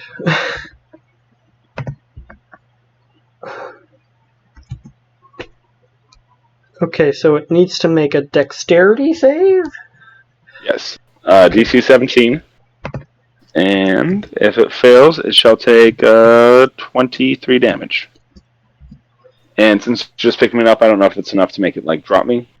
That's kind of what I'm going for. Okay, it rolled a 10, which means it takes all damage. So 23 damage of fire, basically, and force kind of lashes out at it. I don't know if it's enough to potentially make it break the grapple.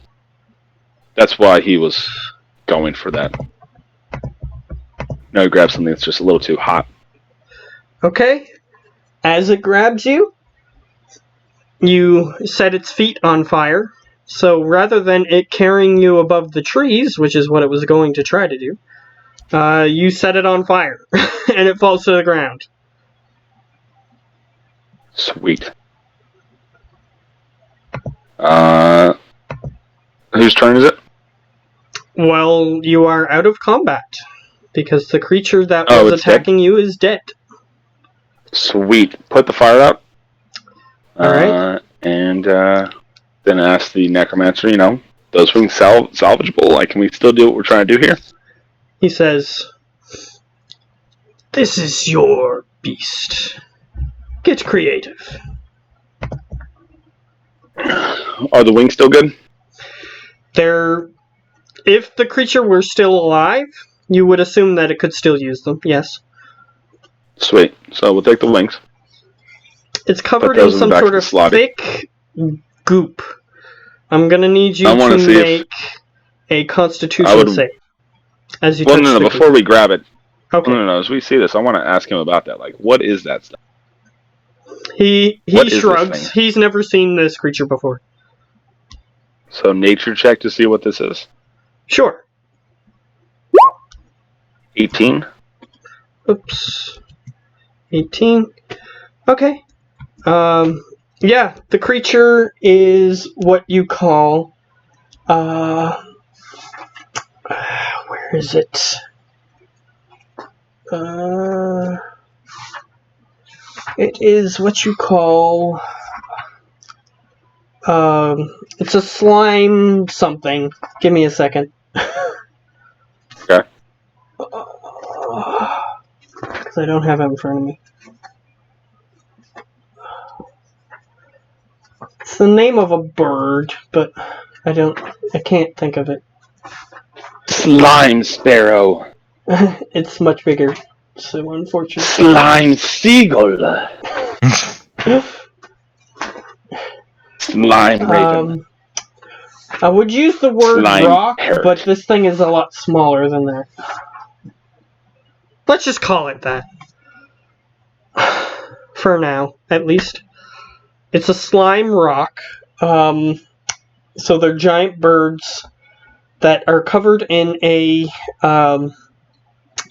their wings are covered in some sort of, perhaps, mucus or something. So that way you can make a wing attack against people and poison them. Sweet. So I'm going to use Mage Hand, and I'm going to ask him if he can use a Mage Hand as well to help assist in removing the wings and attaching them to... He uses a different spell, but it supernaturally lifts the wing.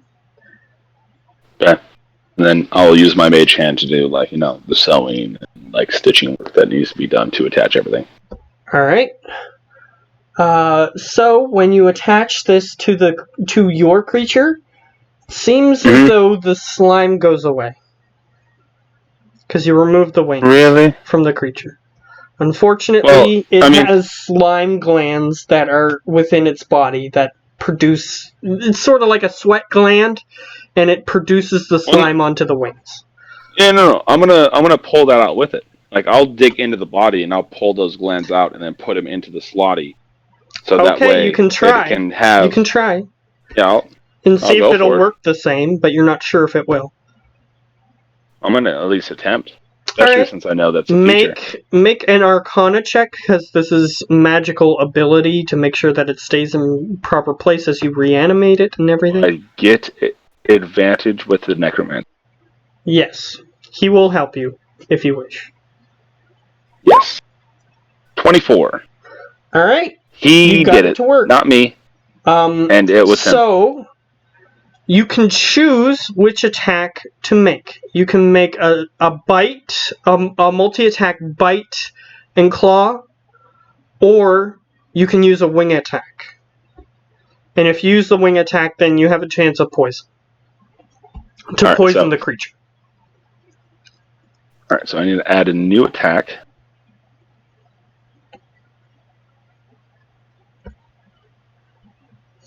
Unfortunately, your Slatty's multi-attack doesn't incorporate the wings properly. So it can't use the wings as part of the multi-attack. So it's basically either I do the multi-attack where I'm claw, bite, or just wings. Yeah. Okay. Because that's how the slime rock works. It can either attack with its talons or can attack with its wings. Can't do both. And is this a ranged or melee attack? It's a melee attack that has reach, based on the wingspan. reach of 5, 10? It can go past one 5-foot square and attack the next 5-foot square. So 10 feet or 5 Yeah. feet reach? No, I'm 5 pretty feet. sure that's called 10 feet, but I just wanted to make sure you knew how many squares you can it's attack. 10 feet. Yeah. 5 feet is normal, melee. Okay. Okay, so 10 feet reach.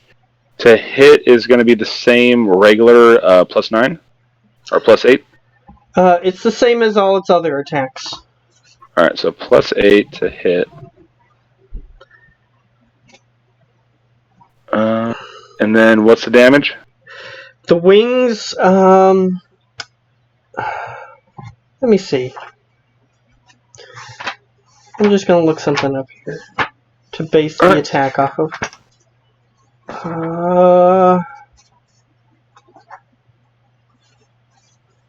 And will it have a fly of 30 or will it be more? It will have a fly of.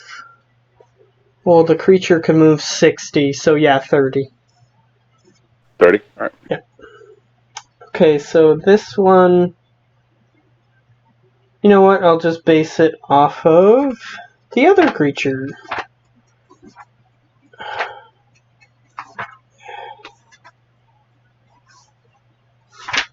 You said it's poison, right?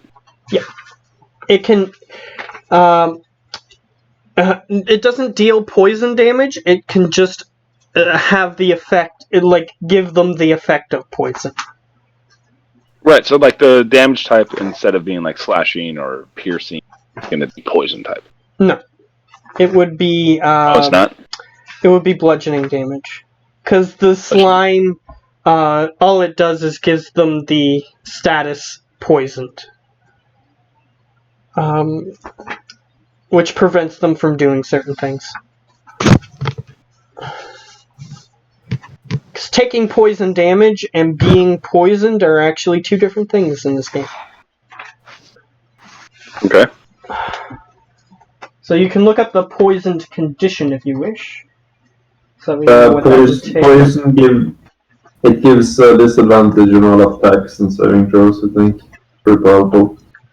So when the wasps hit, or the wasp claw attacks hit, and they have the poison damage type, does that give the poison condition to the people? No, it doesn't. It doesn't Yeah, specifically taking poison damage and being poisoned are two different things in this game. Gesundheit. Okay. Sometimes when you take the poison condition, you will take poison damage, but they're technically two different things. That's the effect. Yeah, he'll give that to you.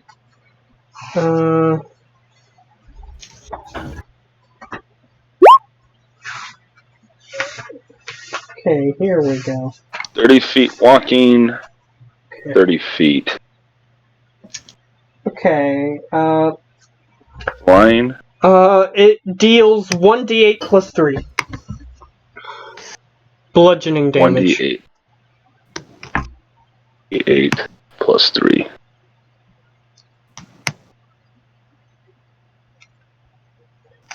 But it can also give them the poisoned condition, which gives you a bunch of other benefits against them. So can give poison condition. yeah, so the poisoned condition, it gives a bunch of stuff. I can look that up right now. Pretty sure it's in the player's Well, what would be the save I DC? already posted it in Discord. Oh yeah, I forgot. What's the spell DC or the save DC? Constitution, right? Yeah. And it's based on the creature, which the creature's... I'll just say it's 15. Yeah, it gives them disadvantage on all attack rolls and ability checks. So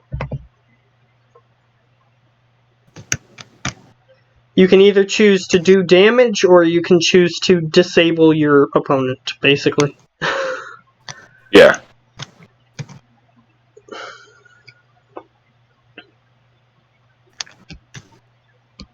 So disadvantage to all attacks and ability rolls. Yeah. Alright, let's see. Cool. Alright. Alright. So you now have your creature that can fly the way that you want it to and has all these other things. Very happy. Now you can take the mother and the eggs and do as you will, Master. Alright.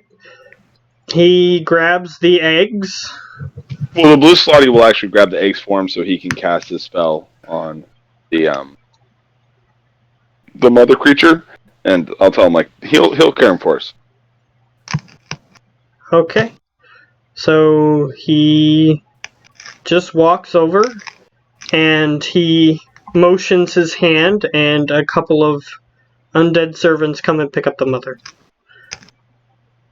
Alright. And Alright, so I'll say that you head back, unless if you had anything else you wanted to do with this creature or this area.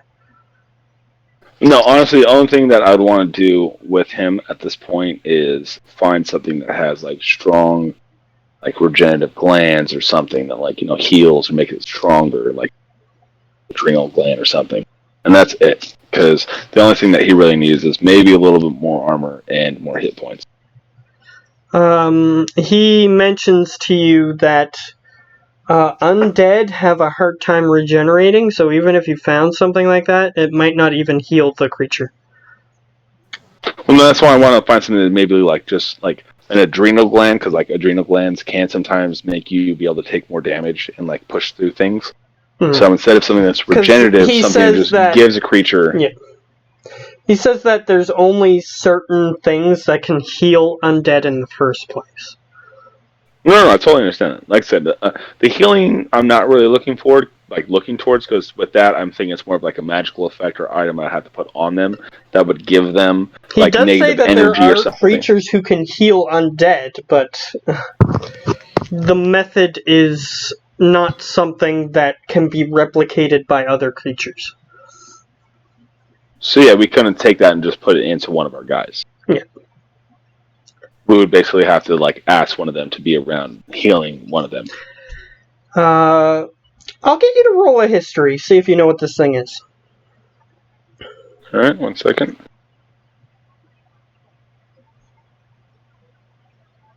A blue slotty. You said history? Yep. Oh, shit, sorry. Still have advantage on. Roll. 17. Alright. Death Knights. That's what he's talking about. So they're undead paladins, basically.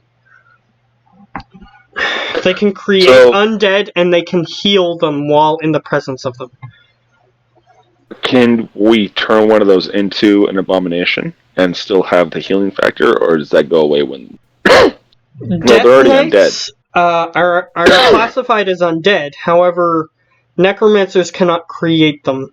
They're based on paladins that break their oath and then die, and part of their oath breaking causes them to be resurrected as Death Knights. Okay. So, can we control them, though, with an Animate Dead or some other spell? You can attempt to temporarily control one. But even the necromancer is skeptical on whether or not you could permanently control one. So really the best method is to try and convince one to join you. Which would be hard, because once a Oathbreaker Paladin becomes a Death Knight, then they're hellbent on destroying everything they come across. So if we find one and we're able to take it down, could we harvest parts from it and put into one of our abominations? The answer to that question is yes, but the answer to what you want it to do is no.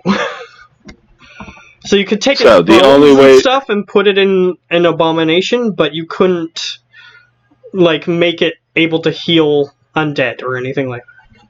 Because Okay, once so the it's only way defeated, to get that thing. yeah, once it's defeated, its ability to heal undead is gone. So basically, we have to try to bind and control it to then be behind the abomination, or that to heal them as we're going. If you could 'Cause somehow talking and control a Death Knight to heal your abomination, that would be a thing. Yes, that could happen. Okay. That's assuming you could control it, and that's assuming it would. Once you control it, it would actually heal your abomination. Right. Is there anything that he is potentially looking for that would be at Chronicler's Tower? And I'm gonna ask him on the way. Like, is there anything there? Because there is going to be an expedition to the tower soon. He just wants spells, ways to get more powerful, that sort of thing. Other than that, so the usual evil wizard shit. Yeah, he wants more spells. He wants to be able to get more powerful, control more undead. Those are his goals. Even though he can control like 15 that you've seen just now. Yeah. So I'm going to tell him, like, alright, if I come across anything, of course I'll bring it back and expect continual help as your apprentice. And I take that long pause as well. Yes. Right? So. And ensure that our study and all that continues. He nods. So he's in agreement. If you give him more stuff, he'll give you more stuff. As well,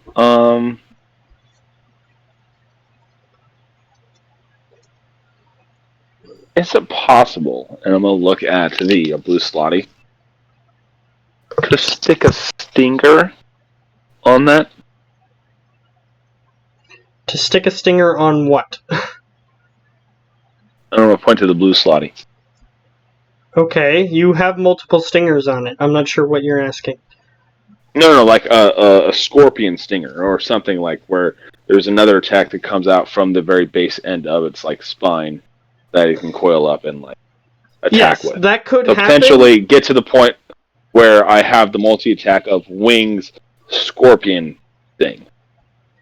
You could try to get that to work, but he reiterates that usually the base creature you base the thing on, it has talents of its own, and it makes it a lot easier to... Like, if it has multi-attack, then if you just enhance those abilities, then that makes it a lot easier.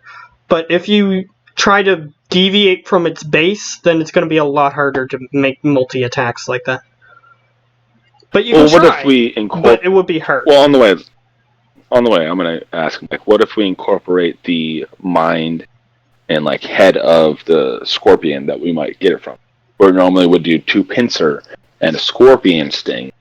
Instead, we wire the mind attached to the back and where the spine is, or for the stinger, where it does the wing and the scorpion instead, where the wings act as the pincers. He reiterates that things like that can work, but once you start getting too complicated of a creature that has 10,000 attacks, then eventually you're going to get some drop off. There's going to be, you can do this, or this, or this, or this, rather than all this at the same time. Well, that's what I'm thinking about is basically choosing potentially the stratagem of coming in with this creature. If it has the wings and scorpion, it is that attempt or that stratagem is to cause poisoning and degradation at the very beginning of a combat. After that, we drop the wings, we bring the scorpion in, the scorpion tail in, and it's just the melee attacks of the claws and mouths. But just to start with, since we have this capability of flight, to try to capitalize as much as possible on it. He says it's possible, but it's going to be harder the more things you start incorporating. Well, that would actually be it. Like putting in the tail so it can get that triple attack or double attack on the first round, and then after that coming in with the claws and mouths to finish things up. He understands what you're meaning, but he's saying that it's going to be hard. It's okay. Would not help the when natural incorporating creature's the talents to use things in the ways that you're saying, so it's going to be hard to get it to do that. but possible. Possible? Sure. He thinks anything is possible. So, with magic, anything is possible. So, Of course. from his perspective, yes. And then back in town, I just want to check in with Leaf of the Wind. Okay. Just see how things are going. I know that his section of the town and what's going on is a little bit more volatile than the rest. Okay, so I'm just going to give you a quick update on that one. No roleplay or anything. Yeah, he's getting the hunters under his banner. Okay. Like the water gatherers and the hunters and all that stuff. Unless if you had somebody else who was doing the hunters. No. I want every single one of the different guilds to be separate where, the hunters have their own, where they go talk, they discuss their own issues. And then one level up is where the head, one person selected from each of these different guilds, the hunters, the water gatherers, the, root gatherers, or, the vegetable gatherers, whatever the hell they call themselves. The different ones, the wood gatherers, all of them. They then have the one elected official that goes to that next level up, where they all talk to Wind Talker. Or Leaf of the Wind, and Rock Thrower. The Rock Thrower's not there. And discuss the major concerns for the gathering groups. And what they need. We don't have enough protection while we're out there, we're getting more attacked more, so the guard needs to come out. Okay. Something like that. Yeah, that's fine. The groups are small enough that basically they already had people who were leading these efforts. So it's all falling into place already. So exactly.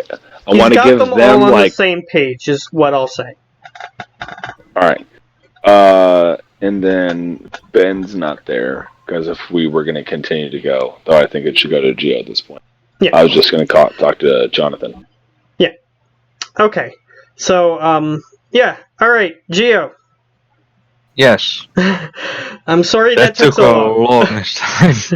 But you are going to get a bunch of time to yourself in a minute. So, okay. So you are on the airship, and you witness DT leaping out in front of a bunch of rubble that is about to hit your family. And I've had this planned since last time. He gets hit by the rubble, and he is severely damaged.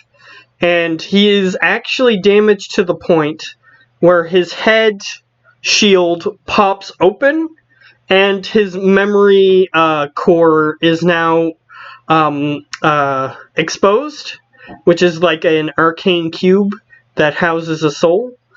That sort of thing. Well, it would house a soul if it was one that had a soul. But this one just contains mechanics to allow it to function. And as this is happening, you start hearing memory core vulnerable echoing from below.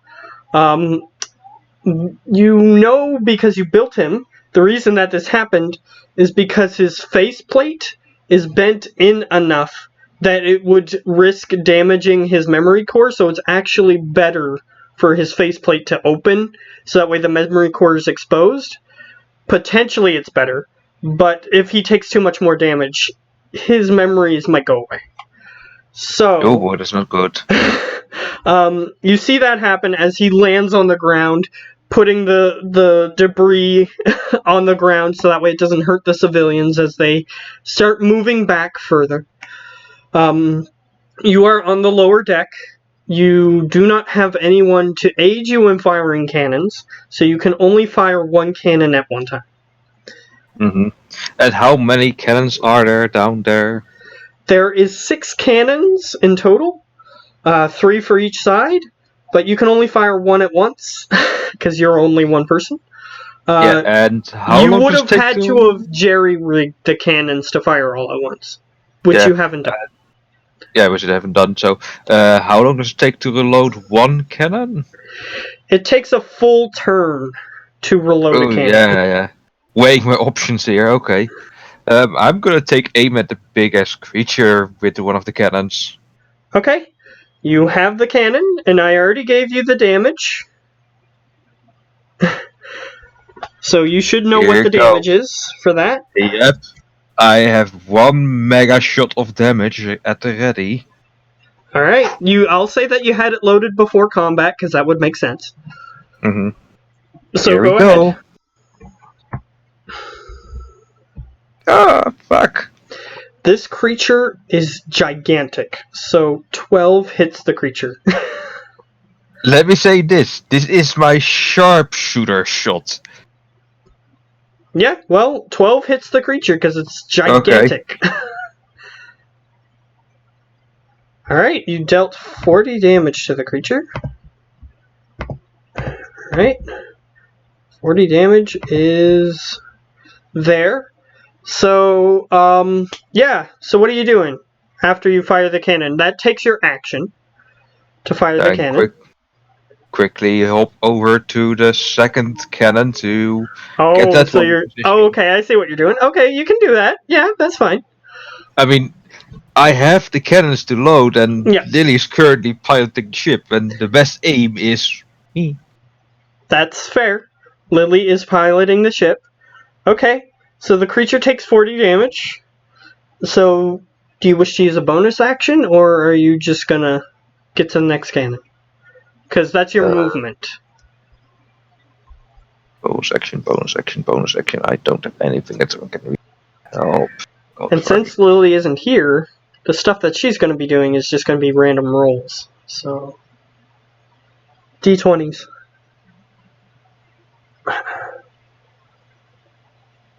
I don't have haste. Nope. And be thankful that you're not in, like, first edition. Haste actually ages you in first edition. Oh, God. Yeah.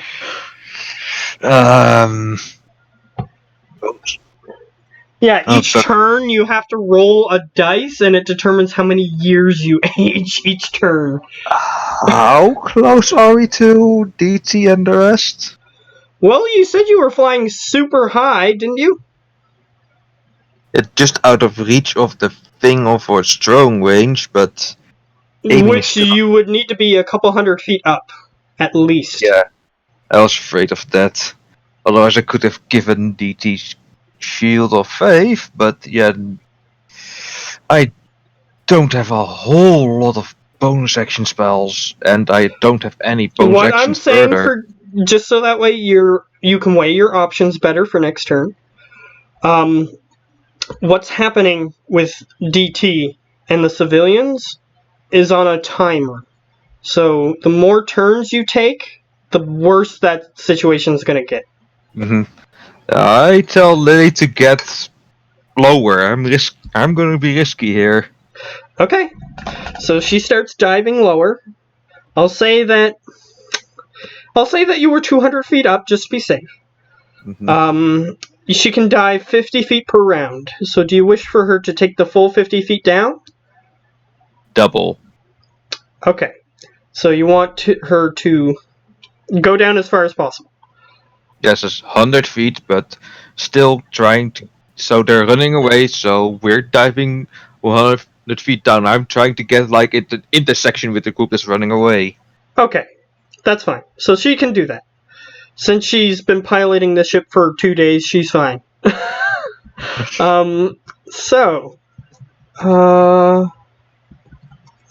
Okay. So, you witness as DT starts... The civilians get a decent distance away. And DT starts running away as well, as the bigger creature starts picking up a large piece of debris. It looks like the broken chapel, like the the steeple of a church, like a really pointed piece of debris, and it's using one of its tentacles to just pick that up. And you assume that next turn it's probably going to toss that towards the civilians and whatnot. So you witness that happen. The next thing, you need to make a perception check. Okay, perception check. 14s. Alright. You hear on the bottom of the ship. And you hear what sounds like, to us, what it would be a zipper closing. However, it lasts a lot longer than just a regular zipper closing, and it's quite a bit louder.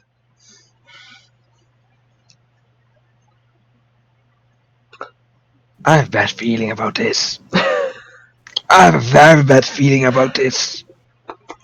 Alright, so it's your turn. What are you doing? Lily is going to take care of any threats that come up onto the ship. She's already said that. And she's going to try to attempt to steer the ship at the same time. I am gonna need to take care of that monster before it hits DT, because DT is not in a good state. Yeah, you see that, like, instead of his regular face, it's, like, pried open like one of those weird sci-fi creatures. And you just see, like, a cube hanging out of it, flashing red. Yeah, that's bad. DT's not in a good place. So I need to save it. Okay. Take aim and try Okay, you're and... gonna fire another cannon? Yep. Alright. I'm gonna try and hit the creature in such a way that it will let go of the chapel, but also take damage from it. Okay, so you're gonna aim for the tentacle. Mm-hmm. That has a slightly higher DC. Just so you're aware when you choose to do this action.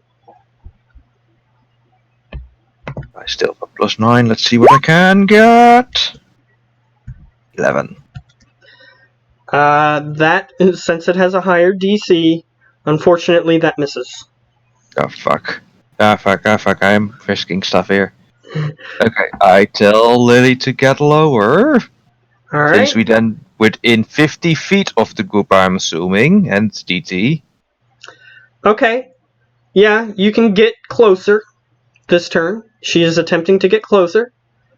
Since I'm then within But since they're running away and you're moving at the same time, it's hard to gauge distance. So your character's not entirely sure how far away you are. Okay, I'm gonna try and guess it. Shield of Faith DT. Okay. What's the range on that? 60 feet. Unfortunately, since he's running away and you're moving towards him, it doesn't reach. So I'll not let you waste your spell. He's not within range. Fudge. Yeah, I don't have anything else for that. Alright. So, the DT finally catches up to the civilians, because I think he can move slightly faster than civilians. DT can move. Let me see that. Where did I leave him? I'm pretty sure he can. If he has more than 30 foot movement, then yes. Which I'm pretty sure he does. Constructs DT. He has 50. Yeah. So he catches back up to the civilians with ease. And he puts his arms in front of his face, because he knows that he is vulnerable, but he still wants to protect them. Because that's what you told them to do. So he puts his arms in front of his face. You can see that his arms are heavily dented. It seems as though they've been chased by this thing at least for long enough to cause him to take damage, and they haven't been able to do anything with him. So he's severely damaged.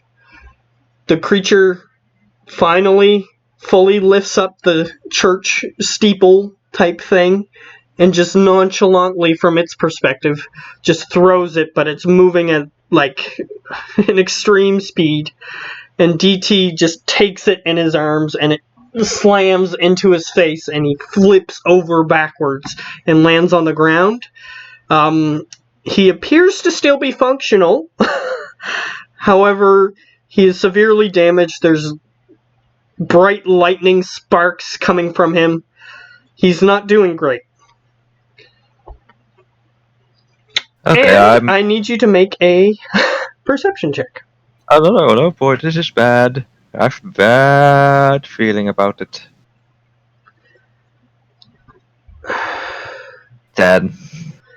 Alright, you didn't see well enough to see what this thing was.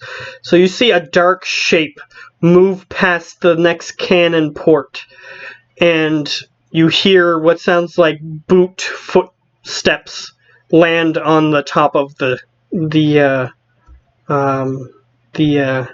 airship,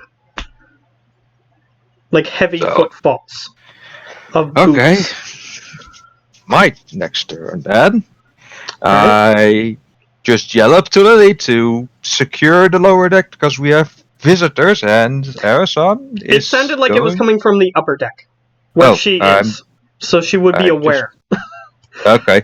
Then I am going to do one thing and one thing only that I know very well, and that's my insight. We are about 50 feet away now from the ground. Yes. Yes, now you are.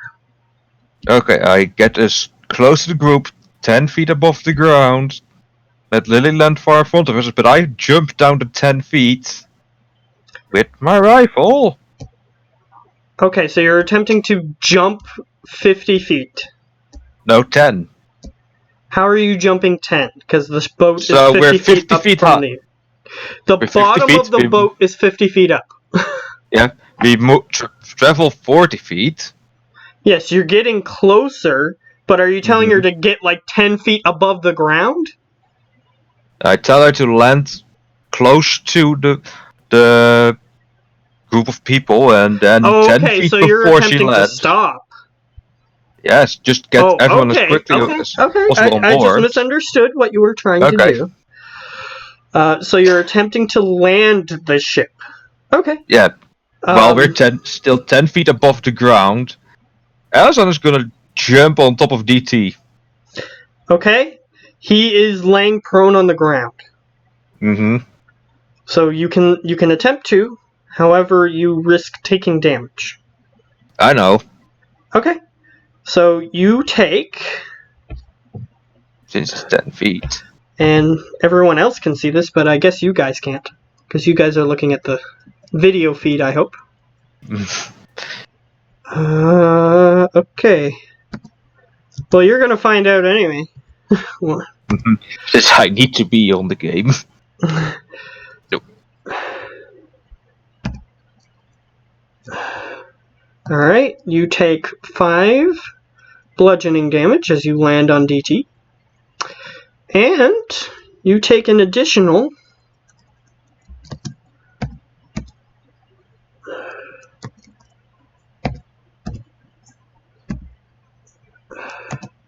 You take an additional 6 lightning damage, as DT is currently sparking heavily and lightning magic is coming out from his cogs and his other portions, and it is striking into you. Yep. That's why I have a portable cover as well with me. Once I'm on DT, I throw it out. Alright, the portable cover... do you have the stats for that? It just says it's a 2x2 space and nothing else. Okay, so it's 2 spaces by 2 spaces. I'm pretty sure I said it was 20 feet high. So, or 10 feet high. Yeah, it was 10 feet high. I don't know. Yeah, so it's 10 feet high. Okay. I'm pretty sure it was 10 feet high. But anyway, it probably doesn't matter because DT probably can duck behind it anyway, but he's prone anyway. So you have changed the time order, I'll just say, because there was a timer. You have changed the timer for now because your character is involved, so I can't just move ahead a timer. Okay, so yeah, you're on DT. What else? That was your movement. I just tell DT to get everybody on the ship. Alright. He's still functional, so he can understand your command. Mhm. Then I take aim at the creature with my trusty rifle. Don't feel me now. Alright, let's see the result of that attack. And here we go. Oh! Natural 1. Uh-oh. Why? Why So now? your rifle... you're using necromantic magic. You see a Mhm. purple puff of smoke emanate from the front of your gun. However, you don't see anything else happen. Great. I just... Well, You as know DT's that means that your gun is misfired and you have to fix it. Yep. I just tell DT that... You know what?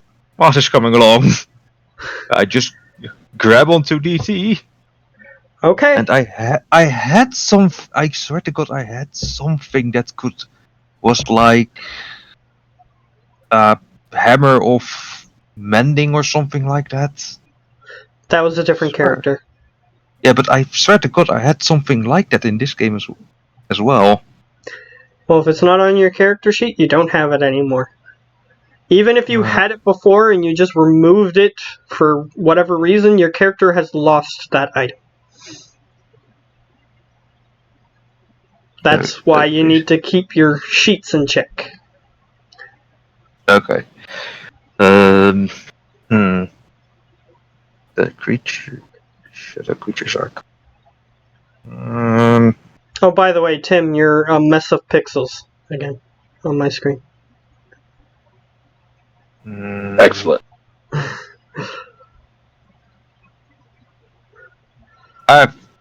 No.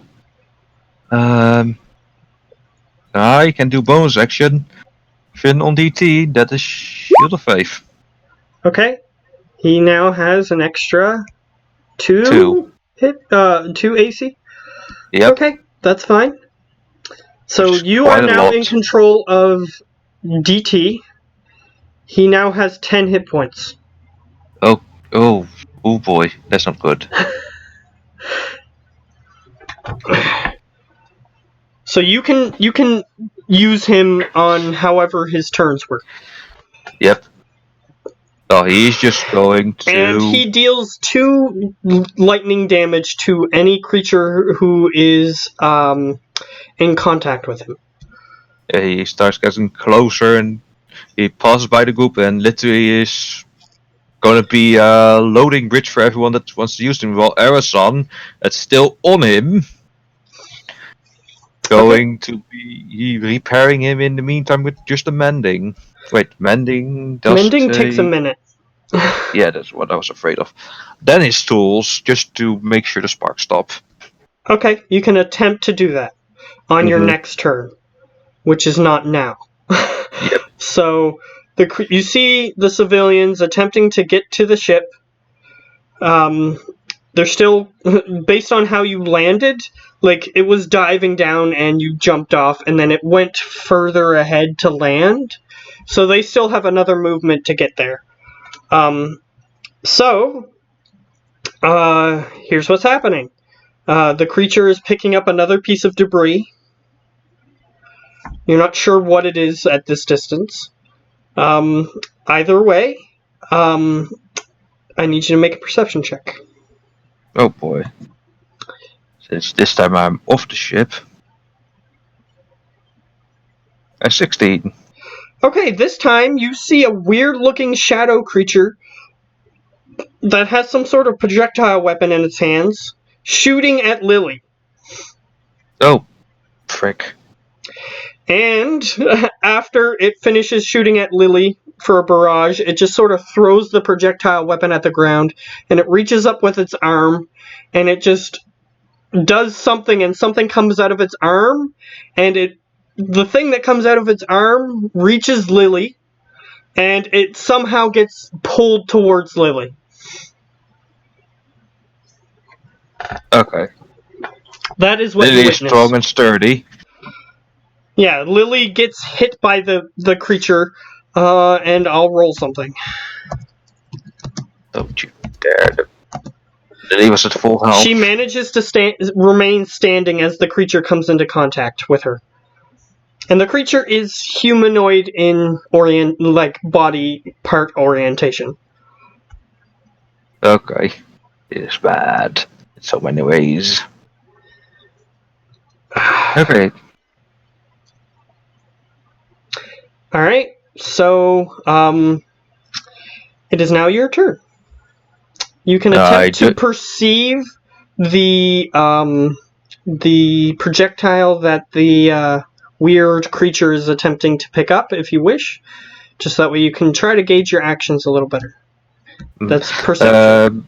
I'm barking orders at the group of people to get on the ship, man the cannons, and for my father to not be a jerk for once and just help out.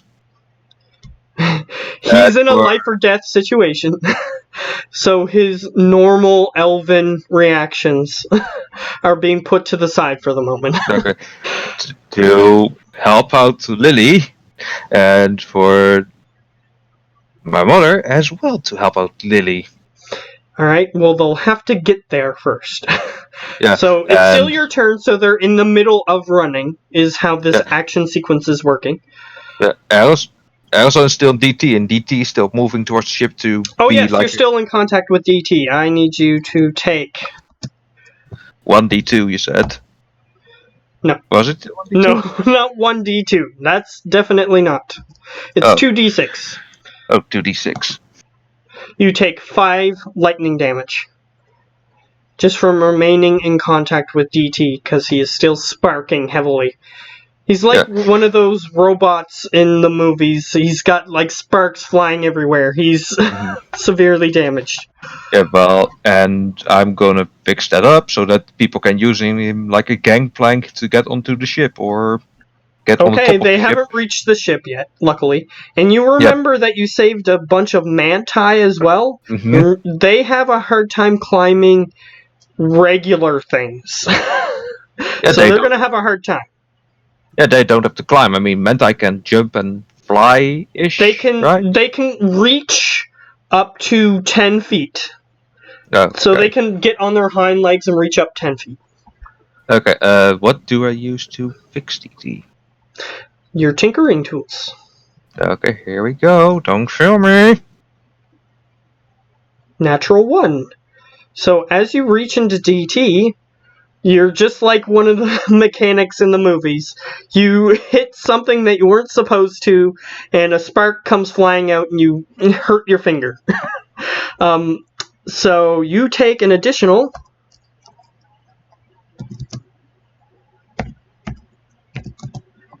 4 damage. I'm gonna use both my actions, well, bonus action and my action to fix him up. Yeah, so you already used your action. If that's and if you're using your bonus action, it is at disadvantage. But you still get to use a Tinkerer's Tools. Because it's a shorter amount of time. Since I need to get this fixed. Don't you dare. There we go, 13. 13 is more than 1. It's 2. That's 2. Yeah, you rolled a 2. You managed to fix the thing that you broke. But that's about it. Ah, bugger. Alright. Right. So it is no longer your turn. Because I assume you're going to remain in contact with DT. Yeah, because this needs to be fixed, otherwise everyone that gets on the ship gets damaged and I can't use that. Okay. So do you... we'll wait for the next turn for that. So the creature has now picked up the weird piece of debris and it throws it towards the airship.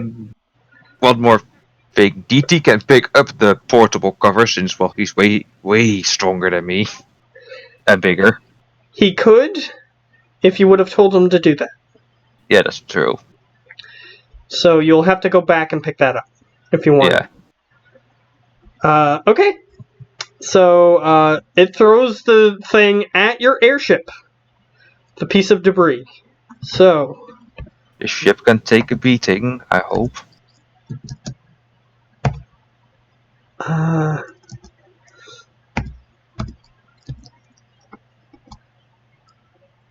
Please be a miss.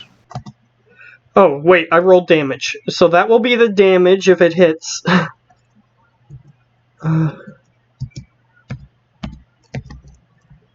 Plus.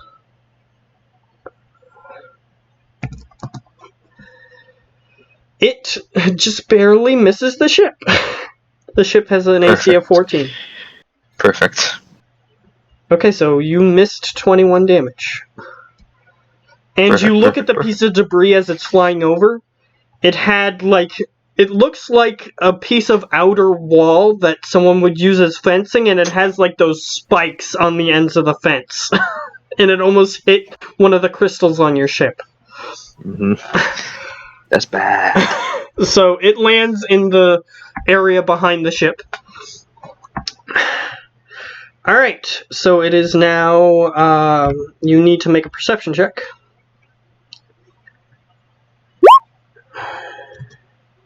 Alright, you look up at the top of the ship, and you see that Lily is attempting to stop this guy, but he's doing something that you don't know if she can deal with, so I'm going to roll a dice.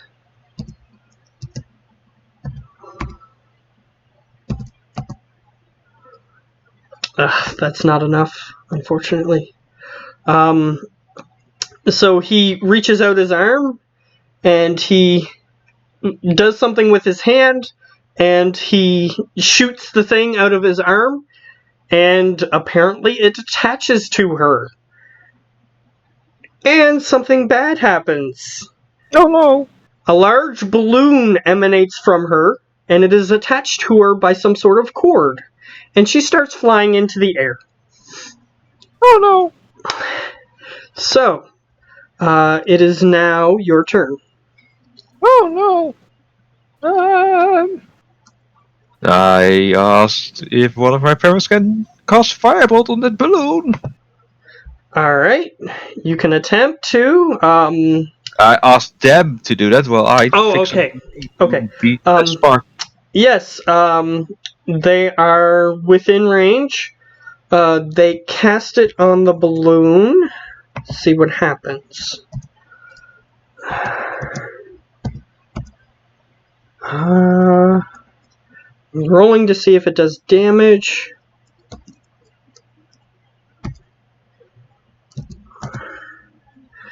Alright, it does. Alright, the balloon... It seems like it was tougher than you thought, because it doesn't just instantly blow up. It just sort of cracks slightly, and it deflates, and she falls back to the ground. Okay, And the creature up there just sort of looks down, and he goes, "Hi, hi, hi!" You hear a male voice say that. Wait. I just recall something. We have a kobold ally with this wyvern. Yeah, you didn't give him specific orders, so he was just resting. Well, he does notice a ship landing and combat happening. I'll roll for that. I mean, he knows the shadow was bad. He doesn't wake up. Yeah, bugger. Okay, time to fix DT. Don't roll a natural one again. Alright. Go ahead. There we go. Alright, this time, although at the beginning of your turn, unfortunately. Before you fix him, you take 11 damage. Zap. And as you take that 11 damage, you realize where the source of this problem is coming from, and you manage to tighten a shield dampener, we'll call it for now, which prevents the lightning from coming outside of his body. And the lightning is now contained within his body. However, he is still severely damaged. He still has 10 HP. Mm-hmm. Then I just tell DT to grab whoever he can and just chuck them onto the deck of the ship. I hope it doesn't do any damage. Alright, there's a few miscellaneous race civilians who start climbing up onto the... using DT to climb up onto the ship.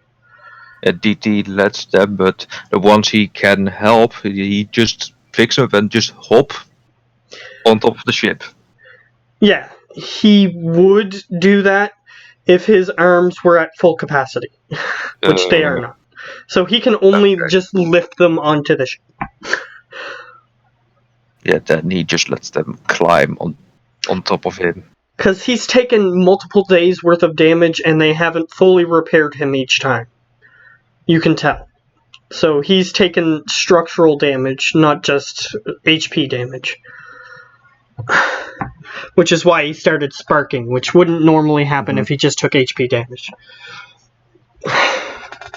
Alright. So, once everyone is climbing up or just on the railings... You have about half of the non-manti creatures on the ship that were in your group.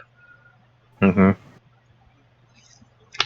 And your mother and father start jumping up on top of the ship because they have abilities. And combat experience. Yes. So they start climbing the exterior of the ship and trying to get on top of the ship. However, your mother can just instantly jump to the top of the ship. However, she can't attack that turn because she used that ability. Mm-hmm. Yeah. Yeah. It is now the monster's turn. It's picking up something else. You can attempt to identify it with a perception check. If you wish. 20.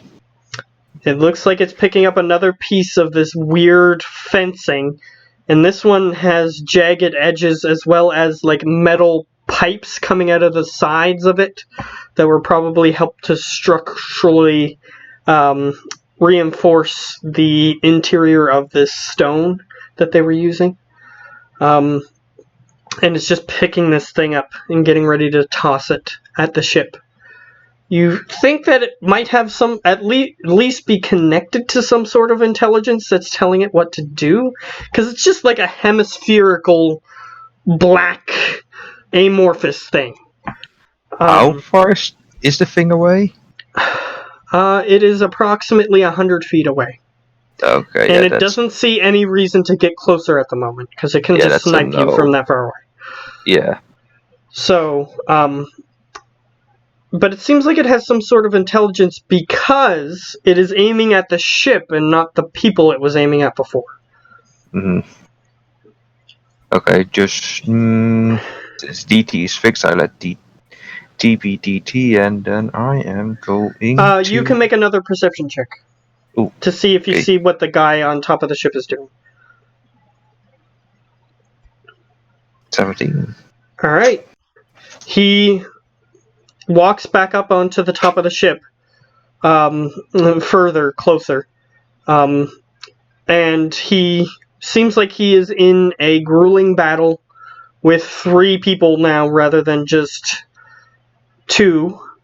Or 1, I mean. And he says, "I fought harder battles than this." And you hear ting, turn, ting, ting, ting, ting. That sort of noise. Alright, so, it's your turn. Okay, I am... you said the lower deck. Is that still accessible from... Yeah, the only way that the people are getting onto the ship is through the lowest deck. Mm-hmm. Which the cannons are on the second highest deck. Which is 2 floors above where you currently are. Oh, 2 or where floor. they currently start off. Oh, okay, that's bad. I thought that DT was that high. Okay, No, he's unfortunately only able to reach the first area where they can get on. Okay. Because he's sustained structural damage. He's like hunched over severely. He's like every time he moves, there's like Metal straining against metal. It's not good. Okay, yes. It's what happens when you leave them with people who are not as skilled at repairing him as you, and they're in a war zone.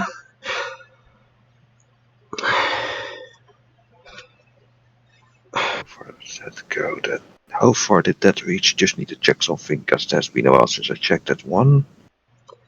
And you suspect by the damage just by looking at him, you'll have to take a week or two to fix him properly. Because you have to replace parts in order to stop him from hunching over. You'll have to replace other parts, because those parts are completely destroyed. It's a good thing I still have some ingots left then. Okay, let's see. Let's see. If I do that, then I don't have an action left to do anything. While you're thinking, when you repair something halfway and then it gets damaged again, it just gets worse and worse over time. Mm-hmm.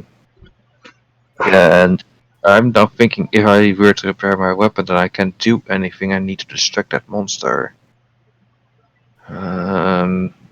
Well, you're assuming by the fact that it started attacking the ship rather than the people, that it would need a substantial distraction to not attack the ship anymore, because it doesn't want the people to get away, you think.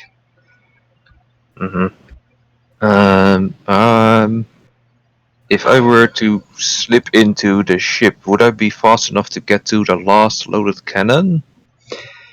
No, you would have to use 2 full, dashing movements to get to it. Unless if you could somehow skip the staircase and get to the floor where it's on. Which you could. You could try to climb up there, which would save you some time, but if you fail, then it's going to waste time. Yeah, that's definitely an athletics check, isn't it? Yes. Yeah, that's what I was afraid of. Unless if you had some sort of ability to aid you in doing that. Yeah, which you I could have, use. But it's an action. Yeah, you'll have to waste your action on this turn anyway, but to do something else if you wanted to do something else. And the reason why it takes you a full turn to reload the cannon is because cannons are 2-man weapons. Mm-hmm. Usually there's a second person to reload it. You know what? Screw it. Fixing up my weapon. Okay, so you spend your action fixing the weapon. So roll a Tinker's check. Don't you dare be a natural 1 again. Alright, it is sufficiently fixed, so that way you don't have the lowered fail rate. You have a feeling you'll have to fix it up later, but it's still functional well enough so that way it's not going to break as easily. Okay, then the bonus action to reload it. Yep, so it's loaded. And then I can do Jackal. You had to remove the old ammunition because it was completely deformed in what happened to your gun. Yep. So. Let's hope it doesn't... wait, I have still bonus action. You say it's focusing on the ship, right? Actually, you use your bonus action to reload. Yeah, just go back to that one thing. You said it's focusing on the ship, right? Yes, it is. It is throwing the things now at the ship rather than at the people. Okay, screw reloading my gun. Let's give the ship 2 AC. Okay. Does it have to be a creature that you're targeting is the only thing. Yes. Creature, yeah. The boat is not alive. It's just not a construct. It is not classified as a living construct, then which you could target. Then it doesn't even matter. Then just stay on DT. Bloody hell. Okay, then reload. Alright. You remove the old ammunition, which is now stained purple and completely deformed, and you toss it aside and you load your other ammunition. Alright, so it's gonna toss at the ship.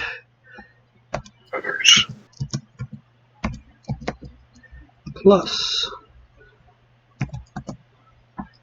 It hits the ship barely. So it's gonna deal the damage. What was the damage there? Did I roll Before you rolled 3d8 plus 5. Yeah.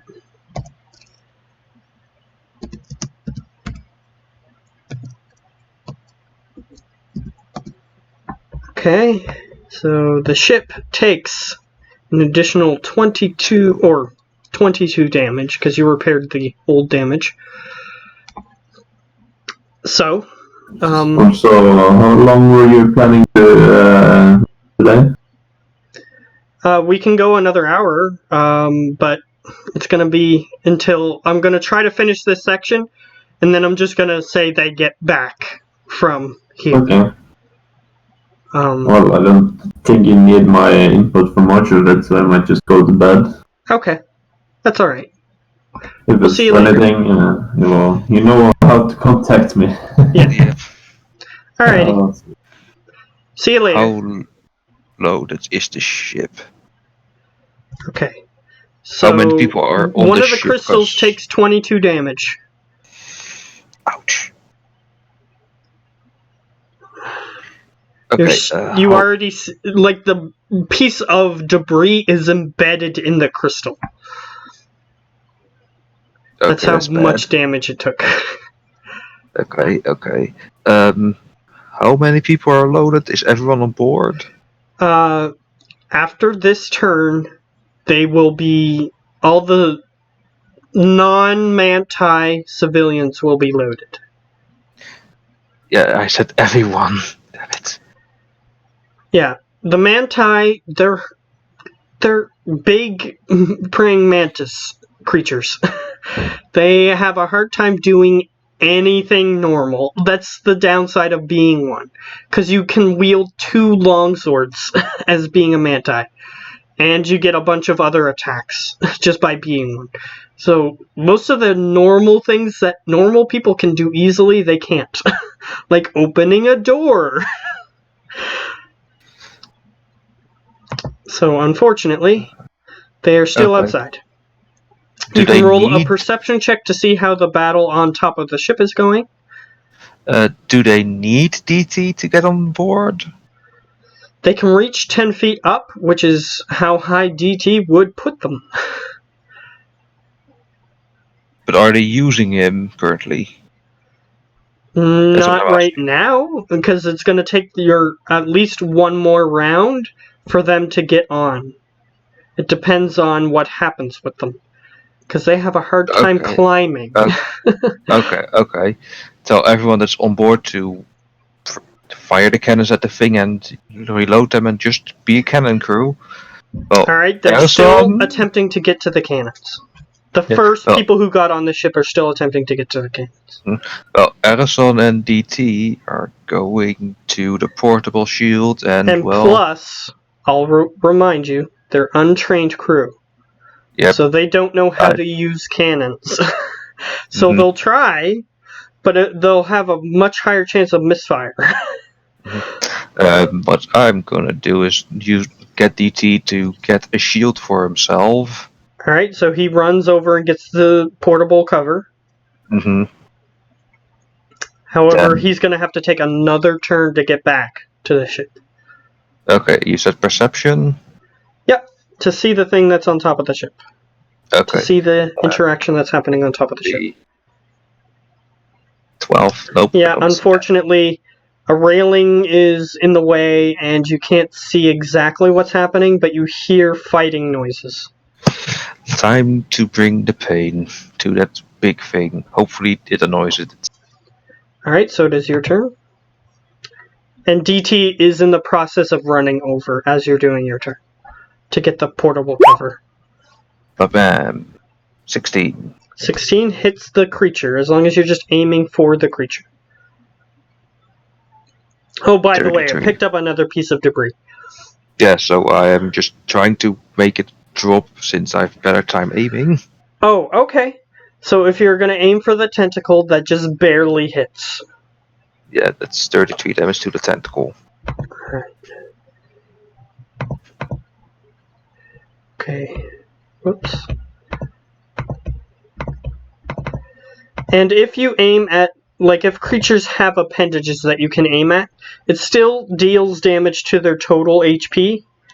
But it also deals sub-damage to their appendage. Mm-hmm. So that appendage is cut entirely clean off. And the creature, you hear a loud gurgling noise. You think that you frustrated the creature. Yep. Bonus action reload. Alright. And That's your turn. here we go. Yep. Alright. So, the creature uses one of its many other tentacles to attempt to pick up another piece of debris. Because you caused it to fail to pick up the other one. And you can make a perception check to see how the fight on top of the ship is going.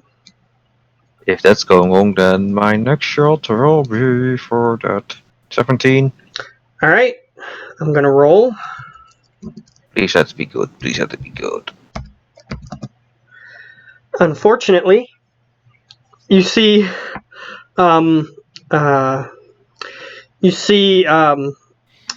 your mother and father just suddenly go flying off the ship at a superhuman speed, and you see him walking over towards Lily and just grabbing her by the throat.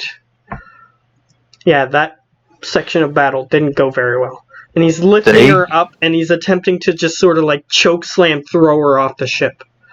Yeah, I am assuming that my parents can take care of themselves. So, DT is moving back with his new shield. Alright. He's sort of like walking backwards. Stereotypical SWAT style. Walking away from the threat with his shield. And our son just takes aim and at the thing trying to choke slam Lily and fire. Alright. Yes. That would hit, like, the AC of 2 Tarrasques put together. Yeah, Almost. AC could shoot the hairs on his eyebrows. That is a 36. Alright. He takes... Okay, so I only have the one, right? Okay. Open another one. And he takes 36 damage. And I'll say with the force of the blast, and since they're in a more... less mechanic-heavy section, he stumbles back and drops her on the boat. And she rushes over to get towards the wheel of the ship. So that way she can go at any time. And he just sort of falls to one knee. Alright. So that's what happens. If the Mentai are on board, then Elson climbs aboard. I am going to roll to see if they are all on board. There are two who are currently, they're like trying to stick their scythe-like appendages into the wood of the ship to attempt to stop themselves from slipping off, because their little insect feet are not keeping hold of the wood of the ship. So you are next to them now. However, since you didn't attack the tentacle, it is going to attempt to throw at one of your crystals. So. Please, miss. Okay. 18 hits. Please let it be. 8 plus. Was it 4? 5. 5? Oh, okay. So that crystal takes an additional 12 damage. You can tell that that crystal is damaged enough to cause steering problems with the ship. And it has a second piece of debris just sort of embedded These pieces are slightly smaller, but it seems like it's picking up the pieces of debris to cause more damage to a smaller target. Okay. It seems like the Manti spider climb is not working properly, so Yeah, they don't gets on, have spider climb, unfortunately. Elson collapses the portable shield, gets on the ship, rolls onto DT, Alright, enlarge it or reduce. so you're going to attempt to reduce the Manti? No, DT. Okay, so he is smaller. Or bigger, Yep. depending on what you wanted. Smaller, of course. Okay. So he is taking up less weight on the ship, if that's what you wanted it to do. No, just be like, I have a toy version now, you're really small. Put him down, toy version DT. He's a slightly big action figure, because it only lowers him one size. Yeah. So he's small, so it's still like this big, like his torso is like this big, that you can pick him up, but he's still heavy. Yeah, I just go. And then he starts looking at his plate is still open, and you assume he would be looking at you confused as he starts walking into the ship. Either way, so they're on board, and then look at the two Manti and yell at Lily to get the hell out of here once the Manti are on board. Okay. So, that was your turn. Mm-hmm. And since I said you were inside the ship, so you couldn't see them. So they get onto the ship. I'll let that happen, because they wasted 2 turns doing it. So they got onto the ship. They're on the lower level of the ship. As the ship begins to take off, you see your father, and he just sort of he opens a book, and he places his hand on himself, and he just lifts off the ground and starts coming towards the ship, whereas your mother just sort of, there's a shockwave around her that allows her to get up to the ship. Wait. Lily was fighting on the ship, so how the hell did they get off the ship? I told you. Something seemed to hit them that caused them to supernaturally get pushed off the ship. Ah, okay. Yeah. So they jumped back onto the ship. Or, apparently your father knows how to cast fly. So he flew onto the ship. Yeah, the ship is just... the ship is still leaning to one side, and you're still not out of the woods yet. Mm-hmm. They're attempting to load cannons. Let's see how that goes. They actually don't blow up the ship when attempting to fire the cannons. And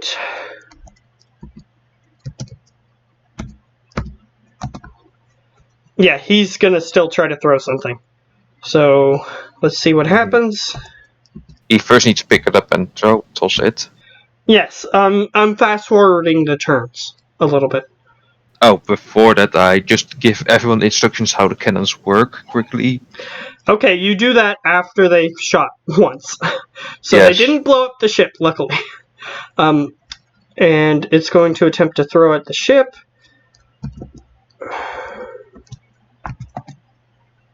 It misses the ship. It's not very good at hitting fast-moving targets. However, the ship is listing to one side. Mm-hmm. But you're managing to get out of range of the creature, and the creature just sort of stops picking things up. Its tentacles retract into its body, and it just sort of sits there motionless. And just... Okay, go ahead.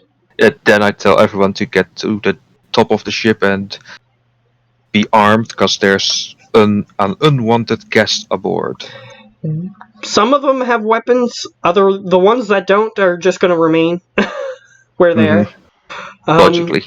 The Manti are quickly rushing to the top of the ship. That's what they were doing. They were doing the best that they could. And as you get to the top of the ship...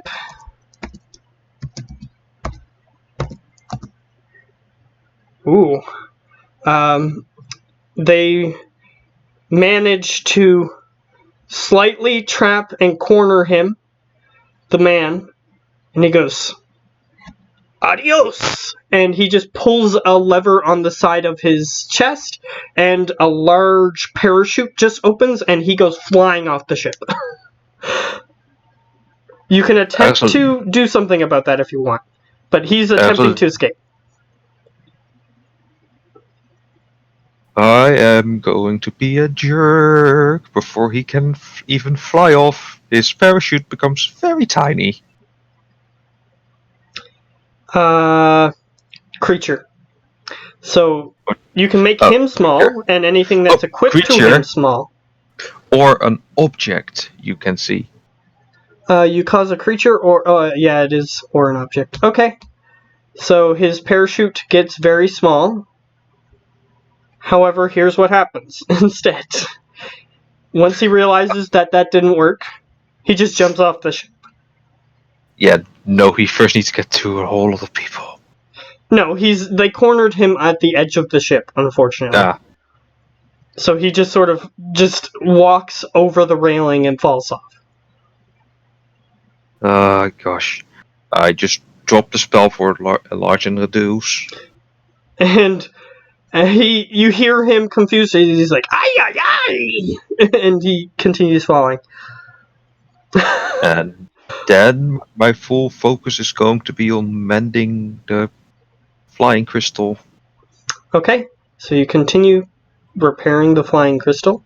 Mm-hmm. You see DT. He sounds like a junk truck, like a junker, whatever they're called. Trucks that sound like they're running horribly. Yeah, I exactly know what you mean. Yeah, so he's just sort of like unnaturally shaking and almost falling over and continuing to try to stand.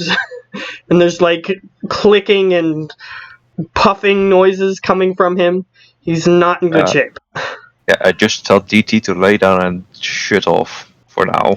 Okay, so he goes into what is called standby mode. Like, he doesn't turn off his brain or anything. He just sort of just sits down and becomes deactivated. Well, first I need to stop the leering. Oh, sure. First thing you got to do is remove the debris. So I'm asking multiple people for help here and explaining exactly what needs to be happening. Yes, so you can do it with advantage. What do we all? What tools do you have other than tinker? Thief, leather, tinker, smith, woodcarve. Leather, smithing tools? Yeah, that would be what you would need, because you're removing a hard substance from another hard substance. Okay, here it goes. And I'm just going to say, if you roll low, you're going to damage the crystal further. That would be very hard with advantage. Alright, 27. You managed to remove the 2 pieces of debris that were lodged into the crystal. Do you wish to just drop them off the ship, or do you wish to keep them for whatever reason? Keep them aboard, because I have a feeling they might get potentials that might be needed. Okay. So medical transfer is possible. Sure. So you keep them. However, I'm just going to warn you that if you continue to have them on a ship like this, it is going to weigh the ship down, and your travel speed is going to be slow. Oh, I thought there were like small pieces, not like humongously large. Well, the crystal is like this big. And the things that were embedded in it were like large pieces of stone and metal. Okay. They're like the size of your cannons. Okay, then clip off anything that seems to be out of the ordinary, let's say. Alright, make an investigation check, see if you can discern what might be out of the ordinary. That's a 26, either way. They're just made of iron and stone. I just tell them to toss them, and then, well, get to work to fixing the crystal. Alright, they just throw them off the ship. I'm going to roll something for that. Okay, luckily you don't hear any screams, shouts, or calls out for somebody getting squashed by one of these things.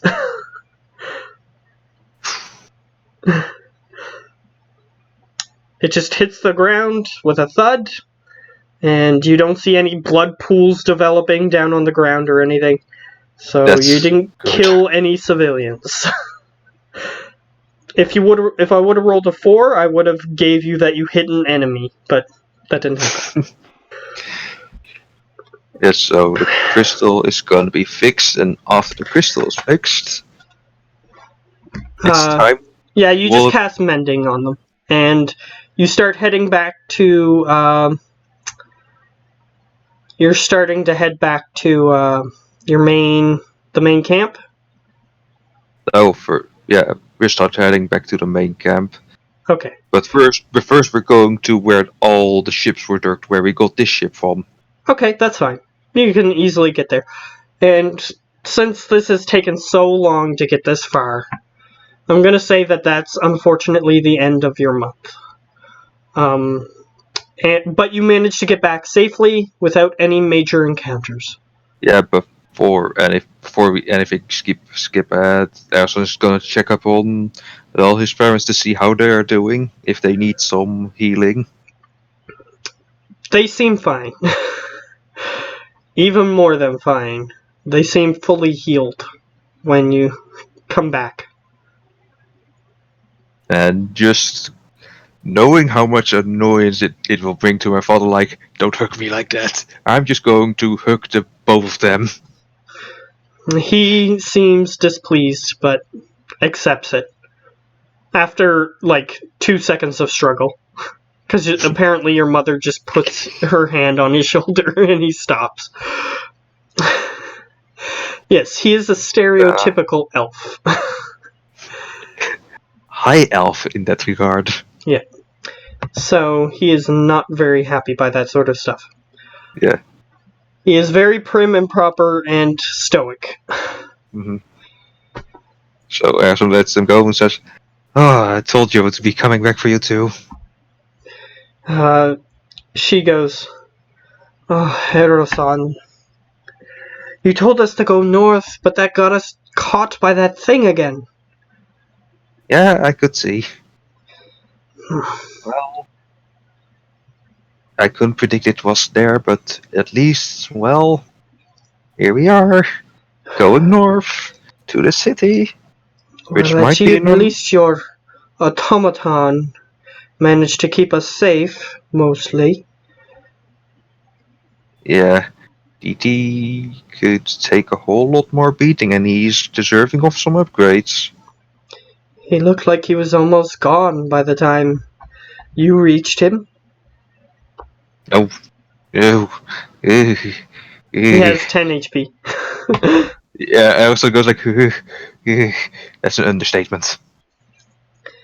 Yeah, unfortunately, if your automaton reaches 0 HP and is hit 2 or 3 more times, it is automatically destroyed. Mm-hmm. And considering the shape he was in, even if he was hit went down to 0, he would have been destroyed. Mm-hmm. So I'll be quite busy for the coming weeks of travel. We have quite a lot of food aboard. I just don't know how much we need to ration it. I'll say that you don't need to worry about that. Okay. So Ersa just goes to them and says, "Well, relax. We're on our way to safety. And hopefully a normal city that isn't already preparing for the end of the apocalypse." He says with grit, he's like, "End of the apocalypse." Alright. So they rest up. Unless if you had anything specific you wanted to ask them, they'll just rest. Yeah, They've been running for months. Non-stop. Yeah, he just tells them to rest and make sure that, well, since we're the ones with most magic in our fingers. See if anyone needs some magical aid. Alright, so I'm gonna say your father is a wizard. And your mother is the weird samurai fighter. So, she can heal people by shouting at them, but it uses a lot of her points. I do believe that. Basically, she's trying to pump them up, and it supernaturally magics them to health. Just make sure you're not pushing them too hard. You know what happens when you push people too hard. Yes, I do. They get healed. Well, just make sure they're okay. I will be quite busy and need a lot of time to fix DT. Yeah, you take the rest of your month to fix DT properly. And give him the upgrades I'm carrying. Well, those upgrades, you may have to put them on the wayside if you want it to be fully repaired. But we'll roll that later. Okay. If you want to try to upgrade him and fix him at the same time. Well, like, some parts need to be like, that is not gonna be fixed. That needs a replacement. Yeah. So we'll roll if you want to try to do that. So we'll see. So you managed to get back unharmed. Well, relatively. However, the Wyvern and the Kobold, they're not happy to go to a safe place. They want to go rescue the people. But they'll begrudgingly go for now, because they're assured that you have a plan. Yeah, I also asked if anyone speaks Draconic, and also Common, so that he can understand them. I'll say that at least one person in this large group can speak Draconic. And he motions them over towards the Kobold so that he can translate for the Kobold. Yeah, they don't get along. This regular civilian does not get along with the Kobold. It's just talk, you're just translating, nothing else. Doesn't mean he has to like him. Yeah, so, that's fair. yeah, that's where we're going to end that. So if Tim is still somehow here... He is. We can do one more thing with you before we close out, if you wish. Well, I'll be going then. Alrighty. Bye, Gio. Bye-bye. Good seeing you. Have fun. Thank you for helping with the slotty. Yeah, question again. You guys have time tomorrow? You mean for your other one? Yes. I don't think Tim would ever be able to. No problem. Oh, I'm going to Disneyland tomorrow. Yeah, so he'll never be able to. That's why I dropped out of that one. I knew my schedule after Friday. Okay, well, no problem. Either way, I'm gonna try to figure this stuff out, but if I can't, I'll still try if everybody else can, but you'll have to message everybody. So, message everybody is your next goal. And he's frozen. He probably dropped out. Gio, you're looking super sexy. Like, on the front of some magazine, like, Yeah, on my screen I see nothing. On my screen I see the three of us still, and he's just like... No, I see him, and he's just sort of like... Exactly, right? And, that's like a super, like... On your screen I just see pixels again. Hold on.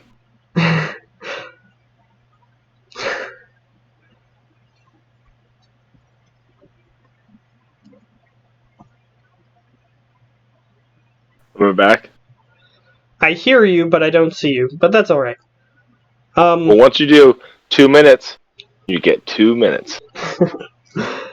I don't know, but for most of the game you were fine. Like, it just reverted and you were fine. So I don't know. That's weird. Any hoot. Yeah, so was there one more thing that you wanted to do? I'll let you do one more thing for your month. Give me 1 second. I'm looking at things. Just so that Give way me we're 1 not, second. like, 2 years later trying to finish this month. No, I get that. The only thing that I know we wanted to do, me and Ben, was talk to Jonathan Briggs together to get him on board with going. So that I know I can't do until he gets back. He was already on board. Okay, cool. So all he has to do is pick about, like, I think 6 or 8 guys to go with him to man the ship, bringing it back. Okay. Yeah, so he can pick some people that are in the camp that are probably more adept at steering ships and whatnot. Perfect. And then so I'm just trying to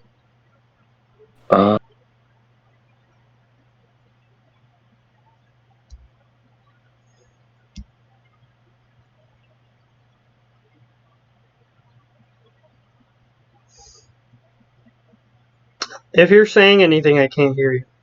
Just FYI. No, I'm thinking. Oh. No, I'm thinking. So no, I can't actually think of anything. Like, so the only thing I really, like, kind of want to get done is if I can go and find a scorpion with a stinger to try to put on the blue slotty, so I can try and, like, have basically where it flies in, hits it with the slime wings, hits it with the stinger, gives me 2 chances to poison, like, give the poison condition to an enemy, and then basically those attacks retract.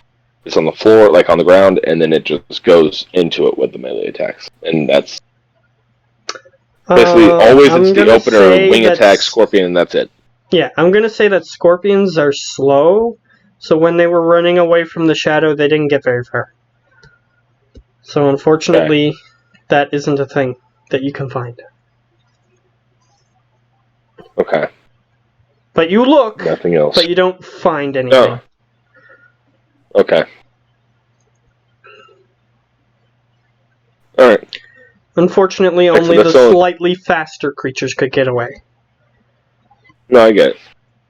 Alright. And then down where the deep gnomes are, the one guy, he already pretty much sold everything he had, right? Yeah, he's running out of materials is the problem. And he doesn't want to sell the shop or make any deals on the shop. Yeah. He likes the way he runs it and the fact that he runs it, so he's gonna... If you can try again to try to swindle him out of it, but he's not gonna budge very far. Are there any alchemists in the town or in the gnome city? In the main encampment, there's this weird green hobgoblin that seems to be fooling around with a chemistry set of sorts. I'm gonna go and check him out, see if he actually knows what he's doing. I'm gonna, like, quiz him. Alright. An arcana. Here's the first thing that you do. You walk up to him and he sees that you're trying to size him up. So he drinks a potion and he becomes larger and grows horns and claws. That was aggressive. He doesn't attack you or anything. He just does that. No, but I'm just gonna look at him and just go, that was aggressive. Okay. And he goes, just proving my skill. Thumbs up. So what did you need? Alright, buddy. It lasts for an hour, so unfortunately he's stuck like this now. No worries, bro. So, glad you did that. I have this goo. I'm gonna pull out... He's basically the guy who made this character because he was previously a player character. He made him like a Jekyll and Hyde character. So he can drink potions and make body modifications to himself. Nice. That's actually kind of what I'm looking for. I'm going to show him the vial of camouflage goo that I got. Okay. He looks at it. He like has like stereotypical like large jackal, or I mean Mr. Hyde type hand as he reaches over towards your vial to look at it. Do you think you can distill that and make that into a few potions of invisibility? Even if it's only 1 or 2 potions of greater invisibility, that'd be fine. He looks at it, swishes it around. The consistency is good. And he swishes it around a little more. Mm-hmm. I could So you think you can do something? Okay, so how many vials did you get? Just one? Yeah, I just took 1. Okay, and since you took one, I'll assume that it's a full vial. That's what I do whenever I give someone a vial of something, it's full.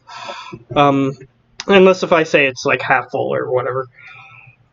Yeah. So he goes, with these ingredients, I could probably make. And he puts the vial down in his little chemistry set, and he starts looking at his hands as if maybe in this form he's not as math inclined. And he goes,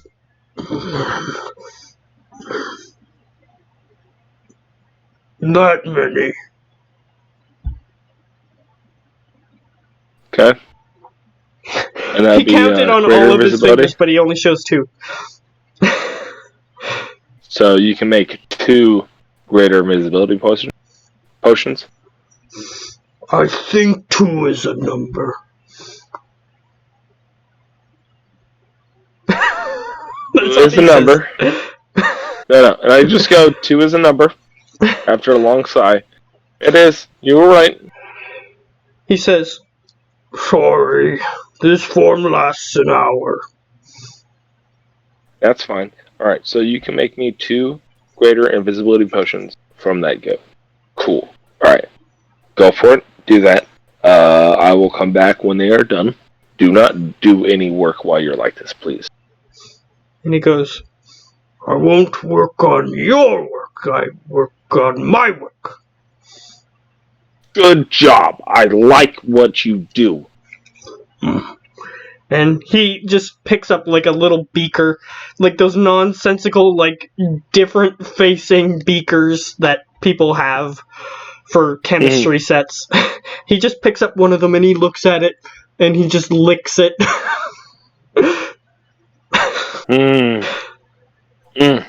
Alright. Alrighty. I'm gonna go ahead and go now. Good day to you, sir.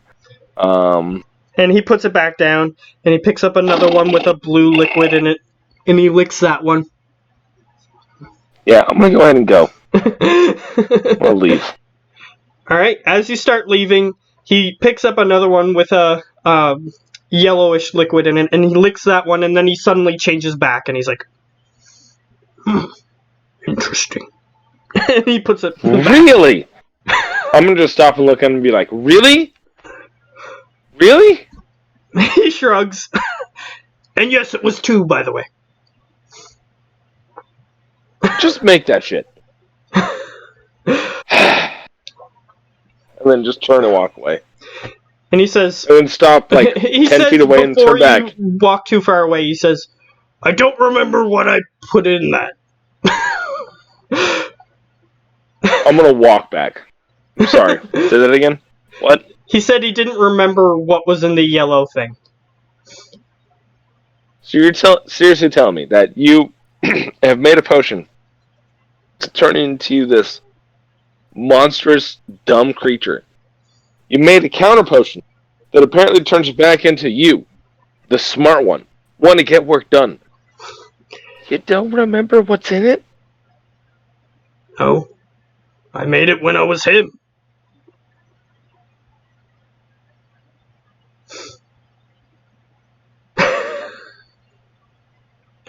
Do you have some left? He looks at it and yes. It's one of those ones that's like round and it has the little thing that sticks up this way. Yeah. Do you think you could take what's left in that, figure out how to make it? Maybe. Jesus If I knew what was Christ. in it, well, if I had an idea, like a clue of what I put in it, maybe I could start somewhere, but You literally adding have a chemicals to sample. other chemicals tends to get dangerous. I'm gonna just point to it again. But you have a sample. Can't you just take what's in there and figure out what's in there? I mean, I could cast an identify spell on it, and I could figure out at least base components. Maybe. I smack him like right upside the head, just like whack. He goes, All right. I'm gonna walk over. I'm gonna take another vial. I'm gonna pour it in, so I have a full sample. Cork it. Okay. Put the container back down. If you start being dumb as the other guy, I'm gonna go ahead and sprinkle this on you. Would it work like that, or do you have to ingest it? Well, I've only tested ingestion so far.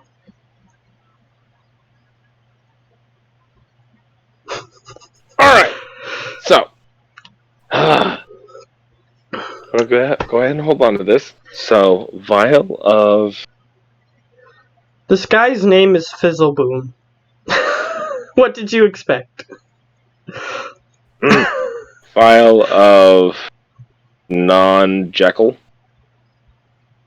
Sure, you can label it as that. Alright, so vial of non-Jekyll.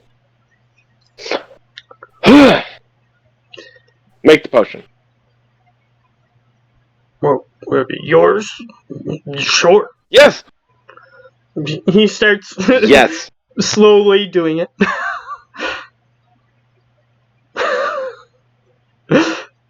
Make the potion, and then figure that one out. First make mine, then that.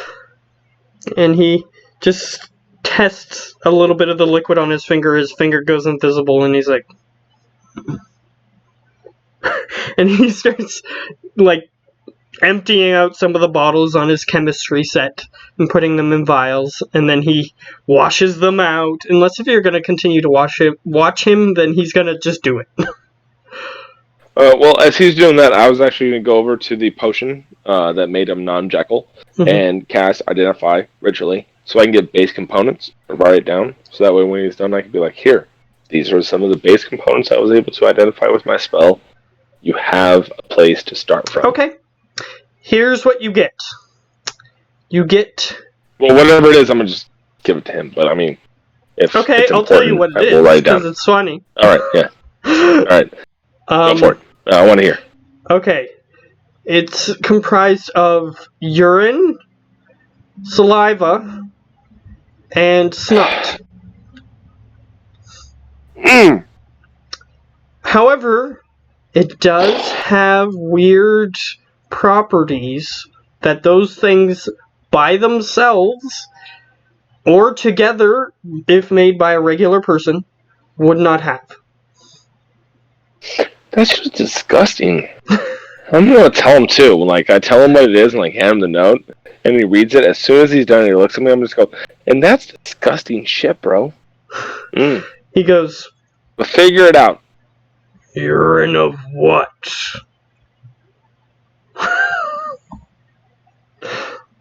Did I not get that? No. You don't know what creature it was, because it has weird properties that normal creatures wouldn't have. I'm just kind of leaning forward. That's for you to figure the fuck out. He goes... He just puts the list down. Making his weird noises. Alright, so thanks for the 2 vials or 2 potions of greater invisibility. He's still not done right? because of how long... It didn't take you very long. But... Alright. In the end, yes, you do get 2 potions. However, they're of different consistency than regular ones, but he assures you they work. Alright, so should I put 2 potions of greater invisibility or no? I'll put that with a question mark next to it. Just so that you can tell me the question mark, and I'll decide what happens. Awesome. Alright, so, It's the only reason it's a question mark is because he's using unconventional ingredients. no, I So figure. I he's was just sure like, damn that it, I should have waited. they should work if it were normal ingredients, but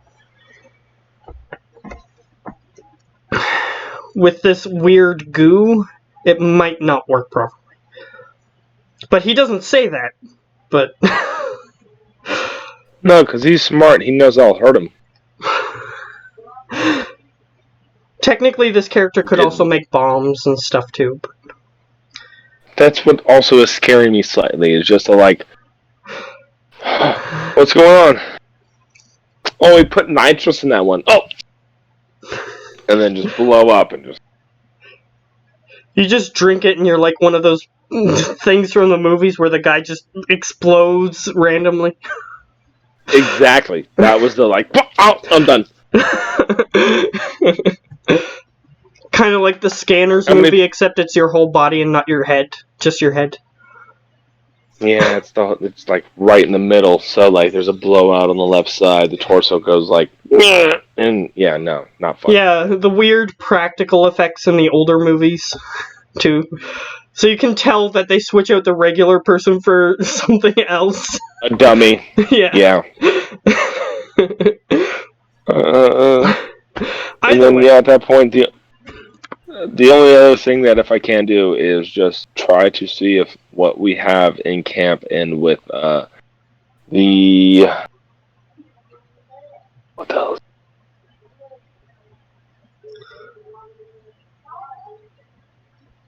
with oh shit with Jonathan Briggs, if he knows any information that we can use the spell to channel through the light orb to take down the dome walls, or to help cripple any shadow boss. I'll get to that next time.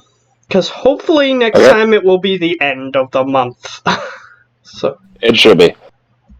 Because that's honestly the only last thing. So, and I've also been mixing up. So, Jonathan, Mr. Briggs is always coming with us. It's Bastian that's coming with us to take. Okay, I'll let you do that next time. I'll let you interact with him if you want next time. But if you just want to skip that, we can say, "Oh, it's already done." So. Okay. Alright. Alrighty. So, next time, hopefully, we will get to do the stuff that I wanted to do like 2 months ago. But anyway, time to stop streaming.